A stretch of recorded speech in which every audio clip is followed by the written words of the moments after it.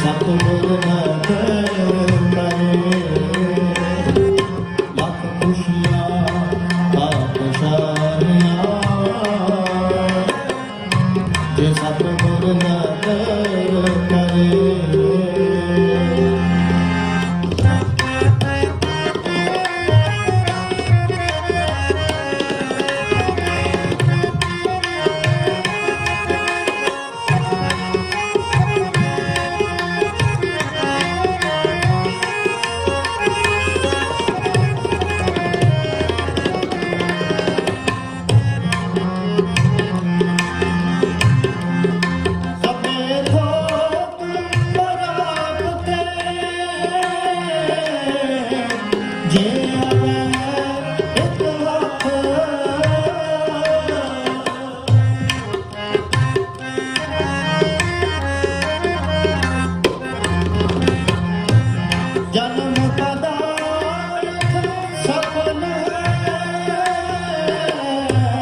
ਜੇ ਸੱਚਾ ਸ਼ਬਦ ਤੱਕ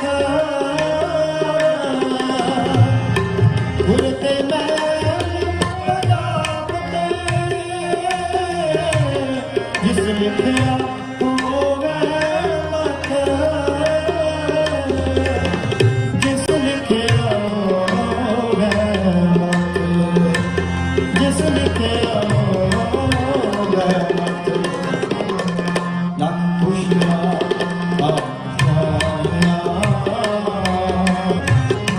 ਜੇ ਸਤਿਗੁਰ ਨਾ ਕਰੇ ਲੱਖ ਖੁਸ਼ੀਆਂ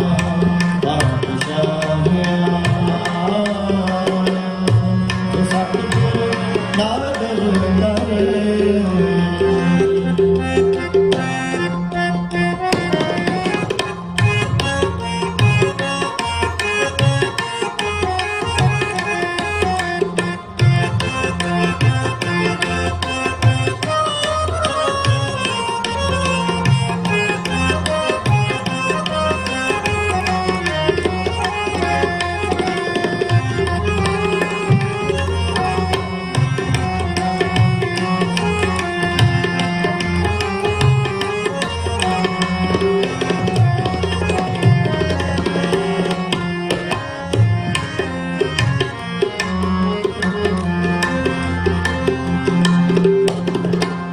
ਇੱਕ ਸਿਉ ਚਿਤ ਲਾਏ ਮੇਰੇ ਮਨ ਇੱਕ ਸਿਉ ਚਿਤ ਲਾਏ ਇੱਕ ਸਿਉ ਚਿਤ ਲਾਏ ਮੇਰੇ ਮਨ ਇੱਕ ਸਿਉ ਚਿਤ ਲਾਏ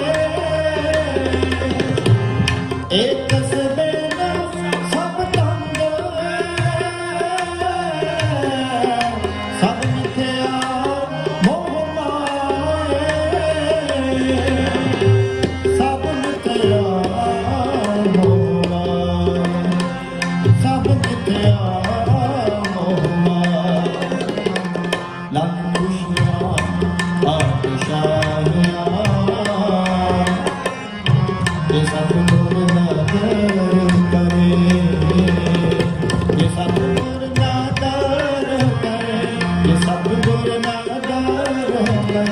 ਜੇ ਸਤਿਗੁਰ ਨਾ ਕਰੇ ਜੇ ਸਤਿਗੁਰ ਨਾ ਕਰੇ ਜੇ ਸਤਿਗੁਰ ਨਾ ਕਰੇ ਜੇ ਸਤਿਗੁਰ ਨਾ ਕਰੇ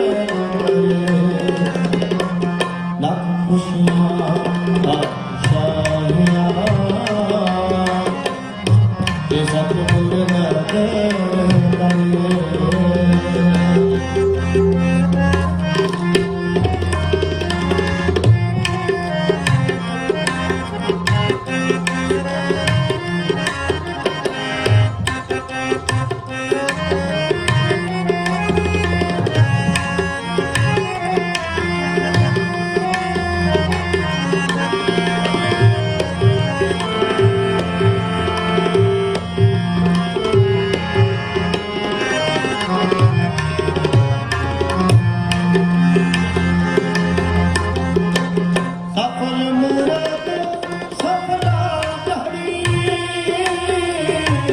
ਜਿਤ ਸੱਚੇ ਨਾਲ ਪਿਆਰ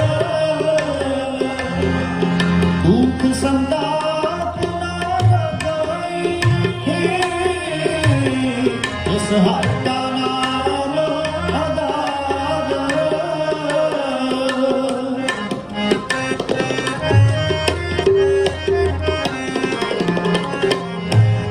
ਦੁਖ ਸੰਤਾਪ ਨਾ ਲਾਗੈ,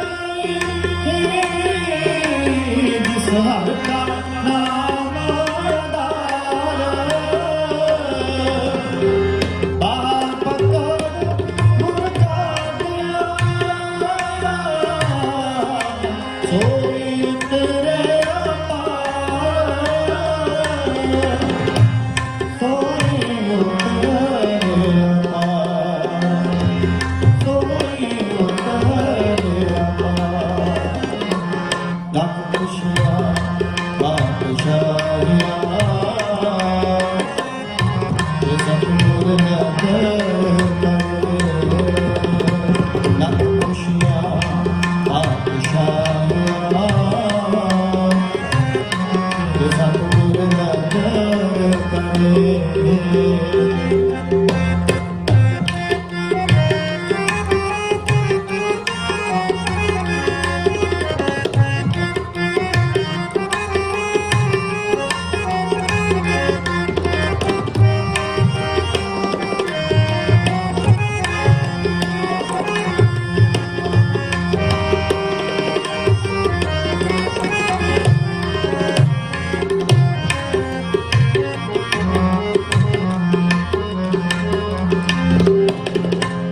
ਆਨ ਸੁਭਾਵਾ ਪਵਿੱਤ ਹੈ,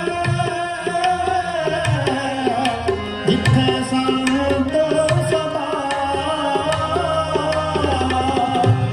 ਤੋਈ ਤਿਸ ਨਾ ਮਿਲੈ, ਜਿਨ ਪੂਰਾ ਗੁਰੂ ਲੱਭਾ।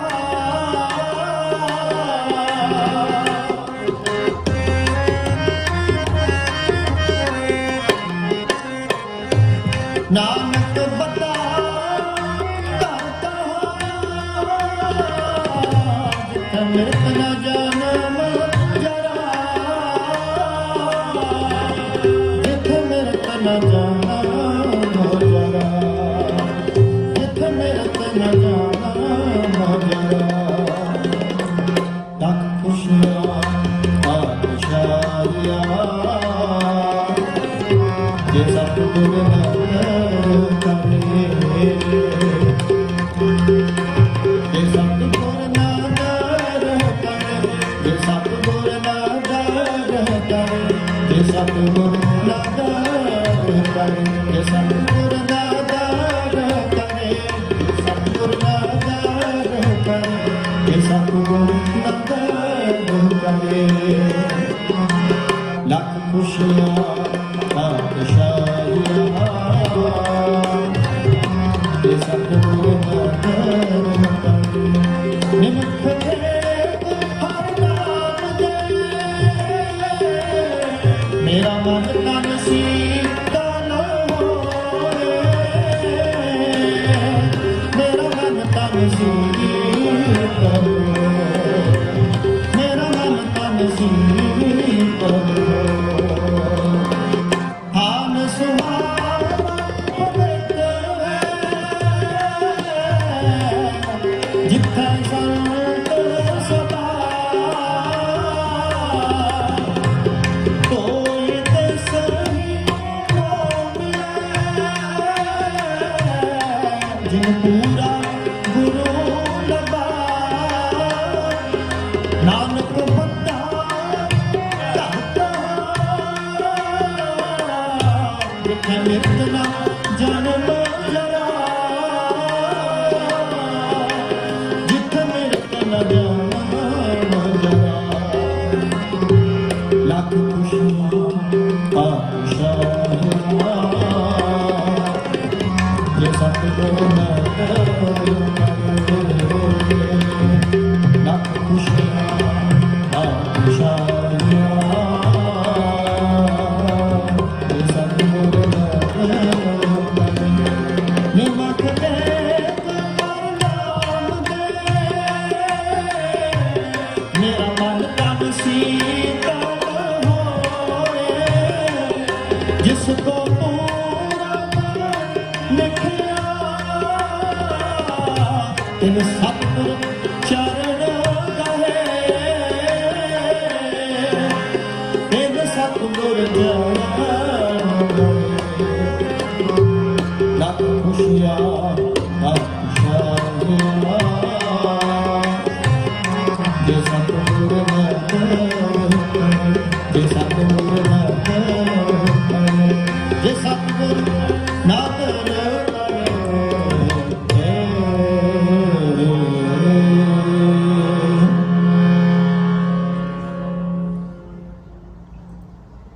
ਕੀਰਤਨ ਦੀ ਇਤਨੀ ਸੇਵਾ ਪ੍ਰਵਾਨ ਕਰਨੀ ਜੀ। ਹੋਈਆਂ ਭੁੱਲਾਂ ਚੁੱਕਾਂ ਦੀ ਖਿਮਾ ਸਤਿਗੁਰੂ ਜੀ ਰਹਿਮਤ ਕਰਨ ਦਇਆ ਕਰ ਸਾਡਾ ਸਾਰਿਆਂ ਦਾ ਗਾਵਿਆ ਸੁਣੇ ਦਰ ਪ੍ਰਵਾਨ ਕਰਨ। ਜੇਕਰ ਸਤਿਗੁਰਾਂ ਦੀ ਰਹਿਮਤ ਨਦਰ ਹੋ ਜਾਵੇ ਤਾਂ ਸੰਸਾਰ ਦੀਆਂ ਲੱਖਾਂ ਖੁਸ਼ੀਆਂ ਜੀਵ ਦੀ ਝੋਲੀ ਪੈਂਦੀਆਂ ਨੇ। ਸੋ ਸੇਵਕ ਪਰਿਵਾਰ ਸਰਦਾਰ ਕਿਰਪਾਲ ਸਿੰਘ ਜੀ ਅਤੇ ਬੀਬੀ ਸ਼ਰਨਜੀਤ ਕੌਰ ਜੀ ਨੂੰ ਸਤਿਗੁਰੂ ਜੀ ਨੇ ਤਰੁੱਠ ਕੇ ਪੋਤਰਿਆਂ ਦੀ ਦਾਤ ਬਖਸ਼ਿਸ਼ ਕੀਤੀ ਹੈ। ਸਾਰਾ ਪਰਿਵਾਰ ਸਤਿਗੁਰੂ ਜੀ ਦਾ ਸ਼ੁਕਰਾਨਾ ਕਰ ਰਿਹਾ ਹੈ। ਇਸ ਤੋਂ ਵੱਡੀ ਹੋਰ ਕਿਹੜੀ ਗੱਲ ਹੋ ਸਕਦੀ ਹੈ। ਸੋ ਵਡਭਾਗਾ ਹੈ ਸਮੂਹ ਪਰਿਵਾਰ ਨੂੰ ਮੁਬਾਰਕਬਾਦ ਹੈ। ਸੋ ਸਤਿਗੁਰੂ ਜੀ ਰਹਿਮਤ ਕਰਨ ਸਭਨਾਂ ਦੀ ਹਾਜ਼ਰੀ ਸਭਨਾਂ ਦਾ ਗਾਵਿਆ ਸੁਣਿਆ ਦਰ ਪ੍ਰਵਾਨ ਕਰਨ। ਸੋ ਭੁੱਲ ਚੁੱਕ ਦੀ ਖਿਮਾ ਬਖਸ਼ੋ ਅਸੀਸ ਬੁਲਾਓ ਫਤਿਹ। ਵਾਹਿਗੁਰੂ ਜੀ ਕਾ ਖਾਲਸਾ ਵਾਹਿਗੁਰੂ ਜੀ ਕੀ ਫਤਿਹ। ਗੁਰੂ ਸਾਹਿਬ ਦੀ ਪਾਵਨ ਹਜ਼ੂਰੀ ਵਿੱਚ ਜੁੜੇ ਬੈਠੇ ਖਾਲਸਾ ਜੀਓ ਫਤਿਹ ਪ੍ਰਵਾਨ ਕਰਨੀ। ਵਾਹਿਗੁਰੂ ਜੀ ਕਾ ਖਾਲਸਾ ਵਾਹਿਗੁਰੂ ਜੀ ਕੀ ਫਤਿਹ। ਕੈਮਿਸਟਰੀ ਦੇ ਵਿੱਚ ਇੱਕ ਵਰਡ ਹੈ ਕੈਟਾਲਿਸਟ। ਮੈਂ ਥੋੜੇ ਜਿਹੇ ਵਿਚਾਰ ਇਹਦੇ ਦੌਰਾਨ ਹੀ ਇਹਦੇ ਅਰਾਊਂਡ ਹੀ ਤੁਹਾਡੇ ਨਾਲ ਸਾਂਝੇ ਕਰਾਂਗਾ ਤੇ ਜ਼ਿਆਦਾ ਸਮਾਂ ਨਹੀਂ ਲਵਾਂਗਾ। ਇਹ ਕੈਟਾਲਿਸਟ ਕੀ ਕਰਦਾ ਹੈ? ਇਹ ਕੈਮੀਕਲ ਰਿਐਕਸ਼ਨ ਨੂੰ ਫਾਸਟ ਕਰਦਾ ਹੈ ਅਤੇ ਉਹਦੀਆਂ ਪ੍ਰਾਪਰਟੀਜ਼ ਨੂੰ ਬਦਲਦਾ ਨਹੀਂ। ਇਹਦਾ ਇਹੋ ਹੀ ਕੰਮ ਹੈ। ਔਰ ਇਹ ਸ਼ਬਦ ਕੋਈ ਬੜਾ ਪੁਰਾਣਾ ਨਹੀਂ, ਇਹ ਤਕਰੀਬਨ 1905 ਦੇ ਵਿੱਚ ਹੀ ਡਿਕਸ਼ਨਰੀ ਦੇ ਵਿੱਚ ਆਉਂਦਾ ਹੈ। ਸੋ ਇਹਦਾ ਕਨੈਕਸ਼ਨ ਕੈਮਿਸਟਰੀ ਦੇ ਨਾਲ ਹੈ, ਪਰ ਓਵਰ ਟਾਈਮ ਇਸ ਕੈਟਾਲਿਸਟ ਨੂੰ ਤੁਸੀਂ ਕਈ ਹੋਰ ਤਰੀਕਿਆਂ ਦੇ ਨਾਲ ਵੀ ਵਰਤ ਸਕਦੇ ਹੋ। ਜਿਸ ਤਰ੍ਹਾਂ ਕਿ ਆਪਣੀ ਸਿੱਖ ਮੂਵਮੈਂਟ ਹੈ। ਜਦੋਂ 82 ਦੇ ਵਿੱਚ ਧਰਮ ਯੁੱਧ ਮੋਰਚਾ ਸ਼ੁਰੂ ਹੁੰਦਾ ਹੈ ਤੇ ਉਸ ਦੌਰਾਨ ਹੀ ਸੰਤ ਜਰਨੈਲ ਸਿੰਘ ਜੀ ਖਾਲਸਾ ਭਿੰਡਰਾਂ ਵਾਲੇ ਉਸ ਮੋਰਚੇ ਨੂੰ ਜੁਆਇਨ ਕਰਦੇ ਨੇ।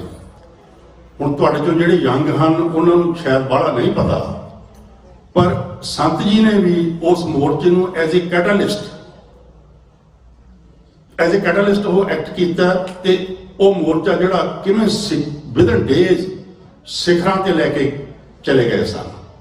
ਈਵਨ ਦਰਬਾਰ ਸਾਹਿਬ ਦੇ ਵਿੱਚ ਵੀ ਇੱਕ ਪੈਰਲਲ ਗਵਰਨਮੈਂਟ ਚੱਲ ਰਹੀ ਸੀ ਉਸ ਮੌਕੇ ਤੇ ਜੋ ਸਰਕਾਰ ਦੀਆਂ ਇੰਟੈਲੀਜੈਂਸ ਏਜੰਸੀਜ਼ ਸਨ ਉਹਨਾਂ ਨੂੰ ਦਿਸ ਰਿਹਾ ਸੀ ਕਿ ਇਹ ਗੱਲ ਕਿੱਧਰ ਜਾ ਰਹੀ ਹੈ ਤੇ ਉਹਨਾਂ ਨੇ ਫਿਰ ਜੂਨ 84 ਕੀਤਾ ਹੈ।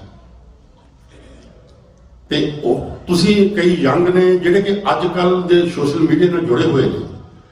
ਰੀਸੈਂਟਲੀ ਤੁਸੀਂ ਵੇਖਿਆ ਹੈ ਕਿ ਜਦੋਂ ਕਿਸਾਨ ਮੋਰਚਾ ਸ਼ੁਰੂ ਹੁੰਦਾ ਹੈ ਉਸ ਦੇ ਵਿੱਚ ਵੀ ਭਾਈ ਦੀਪ ਸਿੱਧੂ ਇਮਰਜ ਹੁੰਦੇ ਨੇ ਔਰ ਕਿਸਾਨ ਮੋਰਚਾ ਕਿਸ ਤਰ੍ਹਾਂ ਉਹਨੂੰ ਸਪੀਡ ਫੜਦਾ ਹੈ ਤੇ ਸਰਕਾਰ ਨੂੰ ਦਿਸ ਜਾਂਦਾ ਹੈ ਕਿ ਆਹ ਜਿਹੜਾ ਯੂਥ ਦਾ ਆਈਕਨ ਹੈ ਇਸ ਮੋਰਚੇ ਨੂੰ ਕਿੱਥੇ ਲੈ ਕੇ ਜਾ ਸਕਦਾ ਤੇ ਉਸ ਨੂੰ ਵੀ ਐਲੀਮੀਨੇਟ ਕੀਤਾ ਜਾਂਦਾ ਤੁਹਾਡੇ ਸਾਹਮਣੇ।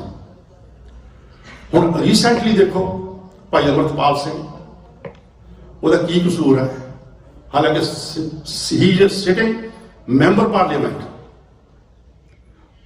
ਪਰ ਸਰਕਾਰਾਂ ਨੂੰ ਇਹ ਪਤਾ ਹੈ ਕਿ ਇਹ ਇੱਕ ਐਜ਼ ਏ ਕੈਟਾਲਿਸਟ ਐਕਟ ਕਰਕੇ ਇਹ ਜੋ ਪੰਜਾਬ ਦੀ ਜੋ ਸਿੱਖਾਂ, ਮੈਂ ਪੰਜਾਬ ਨੂੰ ਸਿਰਫ ਸਿੱਖਾਂ ਦੇ ਨਾਲ ਹੀ ਜੋੜਦਾ ਕਿਉਂਕਿ ਬਾਕੀਆਂ ਦਾ ਕੋਈ ਬੜਾ ਪੰਜਾਬ ਦੇ ਨਾਲ ਕਨੈਕਸ਼ਨ ਹੈ ਨਹੀਂ, ਆਪਣੀਆਂ ਰੁਕੀਆਂ ਸੇਕਦੇ ਨੇ ਉੱਥੇ। ਸਰਕਾਰਾਂ ਨੂੰ ਪਤਾ ਹੈ ਕਿ ਇੱਕ ਕ੍ਰੈਡੀਬਲ ਲੀਡਰ ਹੈ ਪਰ ਇਸ ਐਜ਼ ਏ ਕੈਟਾਲਿਸਟ ਬਣ ਕੇ ਇਸ ਮੋਰਚੇ ਨੂੰ ਕਿਵੇਂ ਸਿਖਰਾਂ ਤੇ ਲੈ ਕੇ ਜਾ ਸਕਦਾ ਹੈ। ਇਸ ਕਰਕੇ ਉਸ ਨੂੰ ਜੇਲ੍ਹ 'ਚ ਸੁੱਟਿਆ ਹੋਇਆ, ਉਹਦੀ ਕੋਈ ਸੁਣਵਾਈ ਨਹੀਂ ਹੈ। ਹਾਲਾਂਕਿ ਵਕੀਲ ਨੇ ਬਥੇਰੀਆਂ ਟਰਾਈਆਂ ਕਰ ਰਹੇ ਨੇ, ਨਥਿੰਗ ਇਜ਼ ਹੈਪਨਿੰਗ। ਸੋ ਮੈਂ ਤੁਹਾਡਾ ਬੜਾ ਸਮਾਂ ਨਹੀਂ ਲਵਾਂਗਾ, ਕਿਉਂਕਿ ਡਾਕਟਰ ਮਨਜੀਤ ਸਿੰਘ ਸਾਡੇ ਵਿੱਚ ਆਏ ਹੋਏ ਨੇ, ਸਾਡੇ ਵਿਦਵਾਨ ਨੇ, ਤੇ ਉਹ ਹੁਣ ਆਪ ਜੀ ਨਾਲ ਆਪਣੇ ਵਿਚਾਰ ਸਾਂਝੇ ਕਰਨਗੇ ਤੇ ਦਾਸ ਤੋਂ ਇੰਨੀਆਂ ਬੇਨਤੀਆਂ ਪ੍ਰਵਾਨ ਕਰਨੀਆਂ, ਫਤਿਹ ਪ੍ਰਵਾਨ ਕਰਨੀ। ਵਾਹਿਗੁਰੂ ਜੀ ਕਾ ਖਾਲਸਾ, ਵਾਹਿਗੁਰੂ ਜੀ ਕੀ ਫਤਿਹ।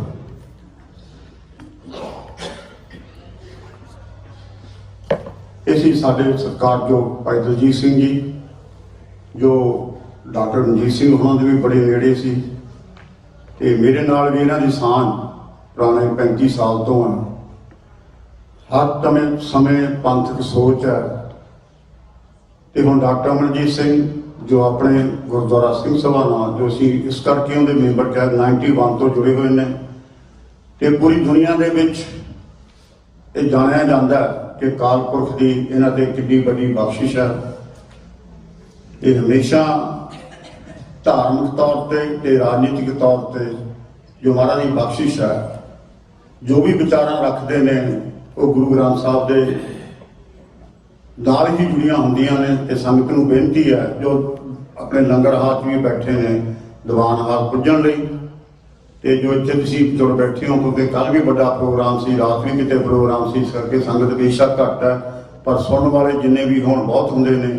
ਤੁਸੀਂ ਇੱਕ ਮਨ ਇੱਕ ਚਿੱਤ ਹੋ ਕੇ ਹੱਥ ਜੋੜ ਕੇ ਬੇਨਤੀ ਹੈ, ਜੁੜ ਕੇ ਬੈਠੇ ਰਹਿਣਾ। ਹੁਣ ਡਾਕਟਰ ਅਮਰਜੀਤ ਸਿੰਘ ਜੀ।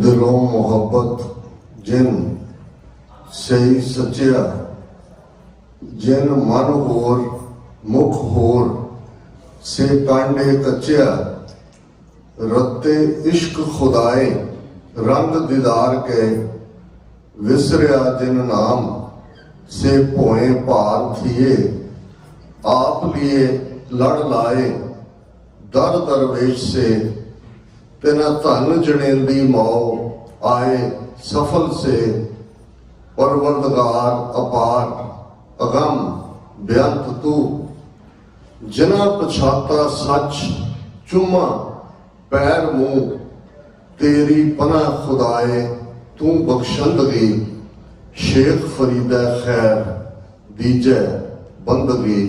वाहिगुरू जी का खालसा, वाहिगुरू जी की फतेह। ਸਾਹਿਬ ਸ਼੍ਰੀ ਗੁਰੂ ਗ੍ਰੰਥ ਸਾਹਿਬ ਜੀ ਦੀ ਹਜ਼ੂਰੀ ਵਿੱਚ ਜੁੜੇ ਬੈਠੇ ਸਤਿਗੁਰੂ ਜੀ ਦਾ ਆਪਣਾ ਆਪਾ ਗੁਰੂ ਖਾਲਸਾ ਸਾਧ ਸੰਗਤ ਜੀਓ, ਜਦੋਂ ਵੀ ਤੁਸੀਂ ਕਦੇ ਇਹ ਦੇਖੋਗੇ ਟੁਡੇ ਇਨ ਸਿੱਖ ਹਿਸਟਰੀ, ਸਾਲ ਦੇ 365 ਦਿਨ ਨੇ, ਸੋਲਰ ਸਿਸਟਮ ਦੇ ਨਾਲ ਇਹ ਸਾਰਾ ਕੈਲੰਡਰ ਅਸੀਂ ਬਣਾਇਆ ਹੋਇਆ ਹੈ, ਤੇ ਤੁਹਾਨੂੰ ਕਦੇ ਨਿਰਾਸ਼ਤਾ ਨਹੀਂ ਹੋਏਗੀ, ਕਿਉਂਕਿ ਜਦੋਂ ਵੀ ਤੁਸੀਂ ਕਿਸੇ ਦਿਨ ਨੂੰ ਦੇਖੋਗੇ 365 ਦਿਨਾਂ 'ਚ, ਤੇ ਉਸ ਦਿਨ ਨਾਲ ਜੁੜਿਆ ਹੋਇਆ ਕੋਈ ਨਾ ਕੋਈ ਜ਼ਰੂਰ ਸਿੱਖ ਇਤਿਹਾਸ ਦਾ ਵਾਕਿਆ, ਸਿੱਖਾਂ ਦੀ ਸ਼ਹਾਦਤ, ਕੋਈ ਹੋਰ ਯੁੱਗ ਪਲਟਾਊ ਕੰਮ ਇਹ ਸਾਹਮਣੇ ਆਣਗੇ। ਅੱਜ ਜਦੋਂ ਅਸੀਂ ਗੱਲਬਾਤ ਕਰ ਰਹੇ ਹਾਂ, ਬੇਸ਼ੱਕ ਇਹ ਨਵੰਬਰ ਦਾ ਮਹੀਨਾ ਔਰ ਇਹ ਵਰ੍ਹਾ ਨੌਵੇਂ ਪਾਤਸ਼ਾਹ ਗੁਰੂ ਤੇਗ ਬਹਾਦਰ ਸਾਹਿਬ ਦੀ ਸ਼ਹਾਦਤ ਦੀ 350ਵੀਂ ਯਾਦ ਦੇ ਨਾਲ ਵੀ ਜੁੜਿਆ ਹੋਇਆ। ਵੱਡੇ ਵੱਡੇ ਸਮਾਗਮ ਦੁਨੀਆ ਭਰ ਦੇ ਵਿੱਚ ਹੋ ਰਹੇ ਨੇ। ਇੱਕ ਬਹੁਤ ਵੱਡਾ ਨਗਰ ਕੀਰਤਨ ਅਸਾਮ ਤੋਂ ਸ਼ੁਰੂ ਹੋ ਕੇ ਇਸ ਗੱਲ ਦਾ ਧਿਆਨ ਰਹੇ ਕਿ ਗੁਰੂ ਤੇਗ ਬਹਾਦਰ ਪਾਤਸ਼ਾਹ ਗੁਰੂ ਨਾਨਕ ਪਾਤਸ਼ਾਹ ਤੋਂ ਬਾਅਦ ਪਹਿਲੇ ਉਹ ਪਾਤਸ਼ਾਹ ਨੇ ਜਿਨ੍ਹਾਂ ਨੇ ਆਲਮੋਸਟ ਸਭ ਤੋਂ ਜ਼ਿਆਦਾ ਟਰੈਵਲ ਕੀਤਾ, ਔਰ ਉਹਨਾਂ ਦੀ ਟਰੈਵਲ ਦੇ ਵਿੱਚ ਆਲਮੋਸਟ ਜੇ ਤੁਸੀਂ ਕਦੇ ਬੰਗਾਲ, ਅਸਾਮ, ਇਹਨਾਂ ਸਾਰਿਆਂ 'ਚ ਵੀ ਦੇਖੋਗੇ ਜਿੰਨੇ ਇਤਿਹਾਸਕ ਗੁਰਦੁਆਰੇ ਗੁਰੂ ਨਾਨਕ ਪਾਤਸ਼ਾਹ ਨਾਲ ਸੰਬੰਧਿਤ ਨੇ, ਉਹਨਾਂ ਦੀਆਂ ਉਦਾਸੀਆਂ ਯਾਤਰਾਵਾਂ ਦੇ ਵੇਲੇ ਉੱਥੇ ਗੁਰੂ ਤੇਗ ਬਹਾਦਰ ਸਾਹਿਬ ਨੇ ਵੀ ਪੜਾਅ ਕੀਤਾ।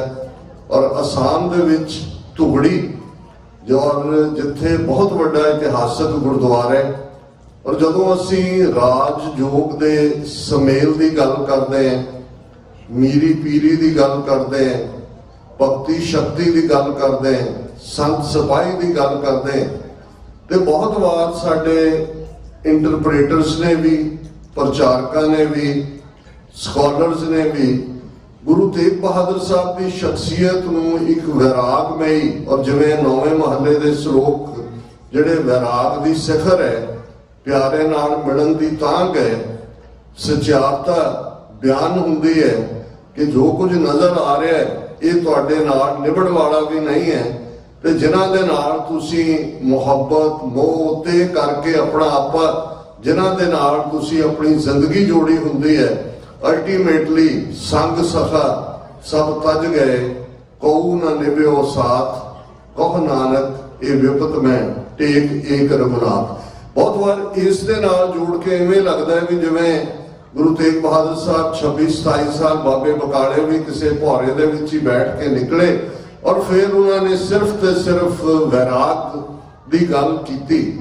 ਇਹ ਮੈਂ ਸਮਝਦਾ ਹਾਂ ਵੀ ਗੁਰੂ ਤੇਗ ਬਹਾਦਰ ਸਾਹਿਬ ਦੀ ਸ਼ਖਸੀਅਤ ਦੇ ਨਾਲ, ਉਹਨਾਂ ਦੇ ਬਹੁਤ ਵੱਡੇ ਰੋਲ ਦੇ ਨਾਲ, ਰੋਲ ਵੀ ਇਸ ਲੈਵਲ ਦਾ ਜਿਸ ਪ੍ਰਥਾएं ਜਦੋਂ ਅਸੀਂ ਲਗਭਗ 6-7 ਹਜ਼ਾਰ ਸਾਲ ਦਾ ਇਨਸਾਨੀ ਇਤਿਹਾਸ ਦੇਖਦੇ ਹਾਂ, ਅੱਡ-ਅੱਡ ਮਜ਼ਹਬੀ ਪਰੰਪਰਾਵਾਂ ਨੇ, ਅੱਡ-ਅੱਡ ਕਬੀਲਿਆਂ ਦਾ ਇਤਿਹਾਸ ਹੈ, ਹਰ ਕਬੀਲੇ ਦੇ ਕੋਲ ਫਖਰਯੋਗ ਇਤਿਹਾਸ ਹੈ, ਉਹਨਾਂ ਦੇ ਆਪੋ ਆਪਣੇ ਸ਼ਹੀਦ ਵੀ ਨੇ, ਆਪਣੇ ਅਕੀਦੇ ਲਈ ਬਹੁਤ ਸਾਰਿਆਂ ਨੇ ਆਪਣਾ ਆਪਾ ਕੁਰਬਾਨ ਕੀਤਾ ਹੈ। ਲੇਕਿਨ ਇਹ ਯੂਨੀਕ ਗੁਰੂ ਤੇਗ ਬਹਾਦਰ ਸਾਹਿਬ ਦੇ ਹਿੱਸੇ ਆਇਆ ਕਿ ਉਹ ਸਮੁੱਚੀ ਇਨਸਾਨੀਅਤ ਦੇ ਮੁੱਢਲੇ ਹੱਕਾਂ ਦੇ ਸ਼ਹੀਦ ਨੇ। ਔਰ ਜਦੋਂ ਅਸੀਂ ਗੁਰੂ ਕਲਗੀਧਰ ਪਾਤਸ਼ਾਹ ਵੱਲੋਂ ਆਪਣੇ ਪਿਤਾ ਨੂੰ ਦਿੱਤੀ ਟ੍ਰਿਬਿਊਟ ਦੀ ਗੱਲ ਕਰਦੇ ਤੇ ਇਹ ਦੋ ਤੁਕਾਂ ਆਪਣੇ ਆਪ ਦੇ ਵਿੱਚ ਦੱਸ ਦਿੰਦੀਆਂ ਨੇ ਕਿ ਉਹ ਯੂਨੀਕਨੈਸ ਕੀ ਹੈ ਜਾਂ ਕਿਉਂ ਹੈ। ਔਰ ਜਦੋਂ ਮੈਂ ਐਕਸਪਲੇਨ ਕਰਦਾ, ਮੈਂ ਗੁਰੂ ਤੇਗ ਬਹਾਦਰ ਸਾਹਿਬ ਨੂੰ ਇੱਕ ਸਮੁੱਚੀ ਹਿਊਮਨ ਕਾਈਂਡ ਦੇ ਮਾਰਟੀਅਰ ਦੇ ਤੌਰ ਦੇ ਉੱਤੇ ਪ੍ਰੈਜ਼ੈਂਟ ਕਰਦਾ ਹਾਂ। ਔਰ 10ਵੇਂ ਪਾਤਸ਼ਾਹ ਨੇ ਫਰਮਾਇਆ, ਤਿਲਕ ਜੰਜੂ ਰਾਖਾ ਪ੍ਰਭ ਤਾਕਾ, ਕੀਨੋ ਬੜੋ ਕਰੂ ਮੈਂ ਸਾਕਾ, ਸਾਧਨ ਹੇਤ ਇਤੀ ਜਿਨ ਕਰੀ, ਸੀਸ ਦਿਆ ਪਰ ਸੀ ਨਾ ਉਚਰੀ, ਤੇਗ ਬਹਾਦਰ ਕੇ ਚਲਤ ਭਇਓ ਜਗਤ ਕੋ ਸੋਕ, ਹੈ ਸਭ ਜਗ ਭਇਓ, ਜੈ ਜੈ ਜੈ ਸੁਰ ਲੋਕ। ਇਸ ਦੀਆਂ ਮੁੱਢਲੀਆਂ ਪੰਕਤੀਆਂ ਧਿਆਨ ਦੀਆਂ ਮੁਤਾਜ ਨੇ। ਤਿਲਕ ਜੰਜੂ ਰਾਖਾ ਪ੍ਰਭ ਤਾਂਕਾ, ਉਹਨਾਂ ਦਾ ਹੁਣ ਇਹ ਗੱਲ ਅਹਿਮੀਅਤ ਵਾਲੀ ਹੈ ਕਿ ਜਦੋਂ ਅਸੀਂ ਲਗਭਗ 3500 ਸਾਲ ਜਾਂ 4000 ਸਾਲ ਪੁਰਾਣਾ ਰਿਗਵੇਦ ਉਸ ਵੱਲ ਨਜ਼ਰ ਮਾਰਦੇ ਤੇ ਰਿਗਵੇਦ ਦੇ ਵਿੱਚ ਤੁਹਾਨੂੰ ਅਵਤਾਰਵਾਦ ਨਹੀਂ ਮਿਲਦਾ। ਇਹ ਜਦੋਂ ਪੁਰਾਣ ਰਚੇ ਗਏ, ਇਹ ਵਿਸ਼ਨੂੰ ਦੇ ਅਵਤਾਰ ਜਾਂ ਵੈਸ਼ਨਵ ਧਰਮ ਜਾਂ ਵੈਸ਼ਨਵ ਮਤ, ਇਹ ਉਸ ਤੋਂ ਬਾਅਦ ਹੁੰਦਾ ਹੈ। ਉਸ ਦੇ ਵਿੱਚ ਅਵਤਾਰ ਨਹੀਂ ਨੇ, ਉਸ ਦੇ ਵਿੱਚ ਕੋਈ ਰਾਮ ਕ੍ਰਿਸ਼ਨ ਇਹ ਨਾਂ ਵੀ ਤੁਹਾਨੂੰ ਨਹੀਂ ਮਿਲਦੇ। ਲੇਕਿਨ ਇੱਕ ਗੱਲ ਜ਼ਾਹਿਰਾ ਤੌਰ ਦੇ ਉੱਤੇ ਰਿਗਵੇਦ ਜਿਹੜਾ ਸਭ ਤੋਂ ਪੁਰਾਣਾ ਵੇਦ ਹੈ, ਉਸ ਦੇ ਵਿੱਚ ਯੱਗ ਹੋਮ ਹਵਨ ਕਿਵੇਂ ਕਰਨੇ ਨੇ, ਔਰ ਜਾਤ ਪਾਤੀ ਸਿਸਟਮ ਦਾ ਆਧਾਰ ਵਰਣ ਆਸ਼ਰਮ, ਬ੍ਰਾਹਮਣ ਦੀ ਸਰਵ ਉੱਚਤਾ, ਇਹ ਸਾਰਾ ਉਸ ਦਾ ਹਿੱਸਾ ਹੈ। ਹਾਲਾਂਕਿ ਵਰਣ ਆਸ਼ਰਮ ਨੂੰ ਲੇਟਰ ਜਿਹੜਾ ਕੋਡੀਫਾਈ ਕੀਤਾ ਹੈ, ਉਸ ਨੂੰ ਬਹੁਤ ਸਖਤ ਕਾਨੂੰਨਾਂ ਦੇ ਵਿੱਚ ਬੰਨਿਆ, ਉਹ ਮਨੂ ਨੇ ਬੰਨਿਆ, ਜਿਸ ਦੇ ਲਈ ਮਨੂ ਸਿਮਰਤੀ ਜਿਹੜਾ ਉਸ ਦਾ ਆਧਾਰ ਹੈ।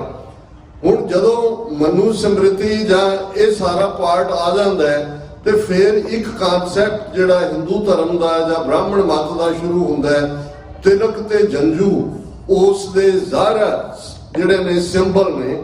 ਔਰ ਤਿਲਕ ਕਿੰਨੇ ਪ੍ਰਕਾਰ ਦਾ ਹੋਏਗਾ, ਜੇ ਤੁਸੀਂ ਉਸ ਡਿਟੇਲ 'ਚ ਜਾਓਗੇ ਕਿ ਜਿਹੜੇ ਅੱਡ-ਅੱਡ ਦੇਵਤਿਆਂ ਦੀ ਬੰਦਗੀ ਕਰਨ ਵਾਲੇ ਸੀ, ਉਹਨਾਂ ਦੇ ਤਿਲਕ ਦਾ ਵੀ ਮਟੀਰੀਅਲ ਵੀ ਅਲੱਗ ਹੈ। ਲੀਕਾਂ 2 ਹੋਣਗੀਆਂ, 3 ਹੋਣਗੀਆਂ, 4 ਹੋਣਗੀਆਂ, ਸ਼ਿਵ ਭਗਤੀ, ਵੈਸ਼ਨੋ ਭਗਤੀ, ਇਹ ਸਾਰਾ ਉਹਦੇ ਦੇ ਵਿੱਚ ਵੇਰਵਾ ਹੈ।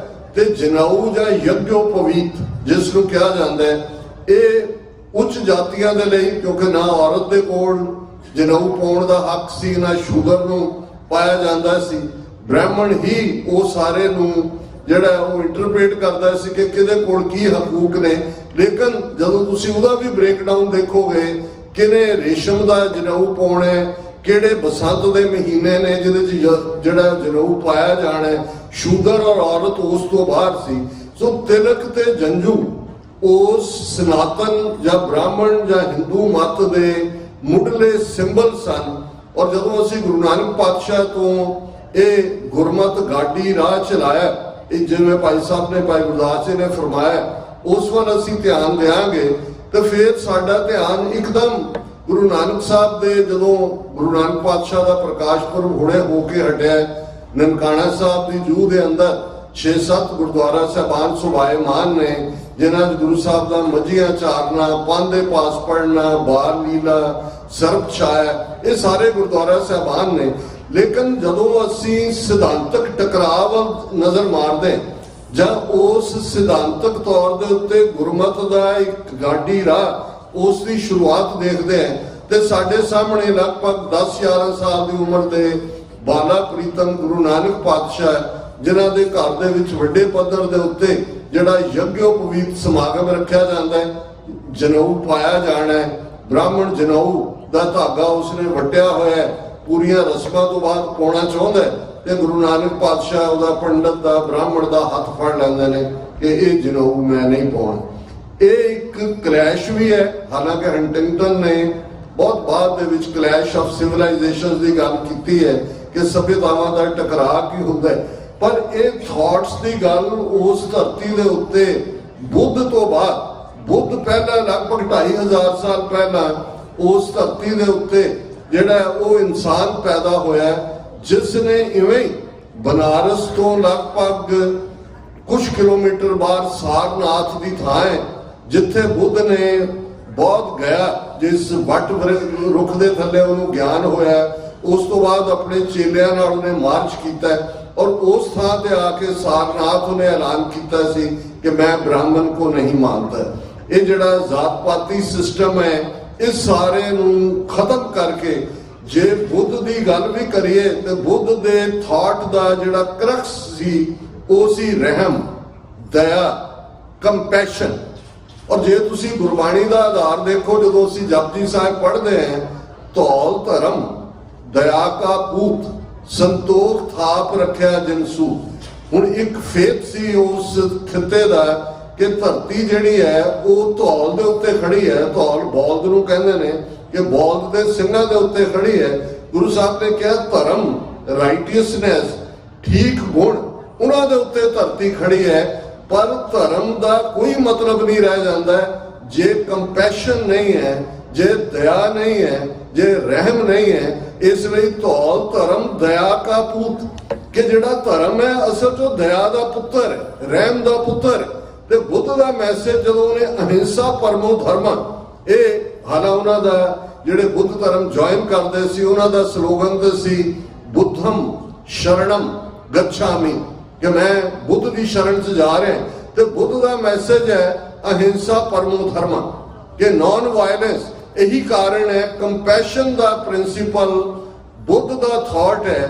ਪਰ ਜਿਸ ਵਿਚਾਰਧਾਰਾ ਦੇ ਨਾਲ ਟਕਰਾਅ ਹੈ, ਜਿਹੜੀ ਬ੍ਰਾਹਮਣ ਵਿਚਾਰਧਾਰਾ ਹੈ, ਹਿੰਦੂ ਮਤ ਹੈ, ਜਾਂ ਉਹਦੇ ਲਈ ਅੱਜ ਹਿੰਦੂਤਵਾ ਟਰਮ ਯੂਜ਼ ਕੀਤੀ ਜਾਂਦੀ ਹੈ, ਉਸ ਦਾ ਆਧਾਰ ਆਲਟੂਗੈਦਰ ਡਿਫਰੈਂਟ ਹੈ। ਉਹ ਜ਼ਾਤ-ਪਾਤੀ ਸਿਸਟਮ ਦੇ ਵਿੱਚ ਸਮਾਜ ਨੂੰ ਵੰਡਣ 'ਚ ਯਕੀਨ ਰੱਖਦਾ ਹੈ। ਜਨਮ ਦੇ ਨਾਲ ਉੱਚੇ ਨੀਵੇਂ ਦੀ ਗੱਲ ਹੈ। ਇੱਕ ਵੱਡੇ ਹਿੱਸੇ ਨੂੰ ਸ਼ੂਦਰ ਬਣਾ ਕੇ ਮੁੱਢਲੇ ਇਨਸਾਨੀ ਹੱਕਾਂ ਤੋਂ ਵੀ ਮਹਿਰੂਮ ਕਰ ਦਿੱਤਾ ਜਾਂਦਾ ਹੈ। ਔਰਤ ਨੂੰ ਨਰਕ ਦੁਆਰੀ, ਤਿਰਸਕਾਰ ਯੋਗ ਔਰ ਪਤਾ ਨਹੀਂ ਕੀ ਤੁਸੀਂ ਮਨੂ ਸਮ੍ਰਿਤੀ ਪੜ੍ਹੋ ਤੇ ਤੁਸੀਂ ਉਸ ਨੂੰ ਅੱਗੇ ਪੜ੍ਹ ਨਹੀਂ ਸਕਦੇ ਕਿ ਕਿਸ ਲੈਵਲ ਦਾ ਕੰਪੈਸ਼ਨ ਦਾ ਬਿਲਕੁਲ ਉਲਟ ਹੈ। ਤੇ ਇਧਰ ਜਦੋਂ ਜਨੇਊ ਪੰਡਤ ਪਾਉਣ ਲੱਗਦਾ ਹੈ ਤੇ ਗੁਰੂ ਨਾਨਕ ਪਾਤਸ਼ਾਹ ਉਸ ਦਾ ਹੱਥ ਫੜ ਲੈਂਦੇ ਨੇ ਕਿ ਵੀ ਇਹ ਜਨੇਊ ਨਹੀਂ ਪਾਉਣਾ। ਉਹ ਪਪੂਲਰ ਸ਼ਬਦ ਜਿਹੜਾ ਅਸੀਂ ਉਸ ਮੌਕੇ ਤੇ ਗੁਰੂ ਨਾਨਕ ਸਾਹਿਬ ਵੱਲੋਂ ਉਚਾਰਿਆ ਬਿਆਨਦੇ ਹਾਂ, ਜਿਸ ਦੇ ਵਿੱਚ ਉਹਨਾਂ ਹੀ ਟ੍ਰੇਡਸ ਦੀ ਗੱਲ ਕੀਤੀ ਜਿਨ੍ਹਾਂ ਤੋਂ ਉਹ ਧਰਮ ਵਾਲੇ ਸਖਣੇ ਨੇ ਦਇਆ ਕਪਾ, ਸੰਤੋਖ ਸੂਤ, ਜਤ ਗੰਢੀ, ਸਤ ਵੱਟ। ਇਹ ਜਨੇਊ ਜੀ ਕਾ ਹੈ ਤਾਂ ਪਾਂਡੇ ਘੱਤ, ਨਾਏ ਟੁੱਟੈ ਨਾ ਮਲ ਲਾਗੈ, ਨਾਏ ਜਲੈ ਨਾ ਜਾਏ, ਧਨ ਸੋ ਮਾਨਸ ਨਾਨਕਾ ਜੋ ਗਦ ਚੱਲੈ ਪਾਏ।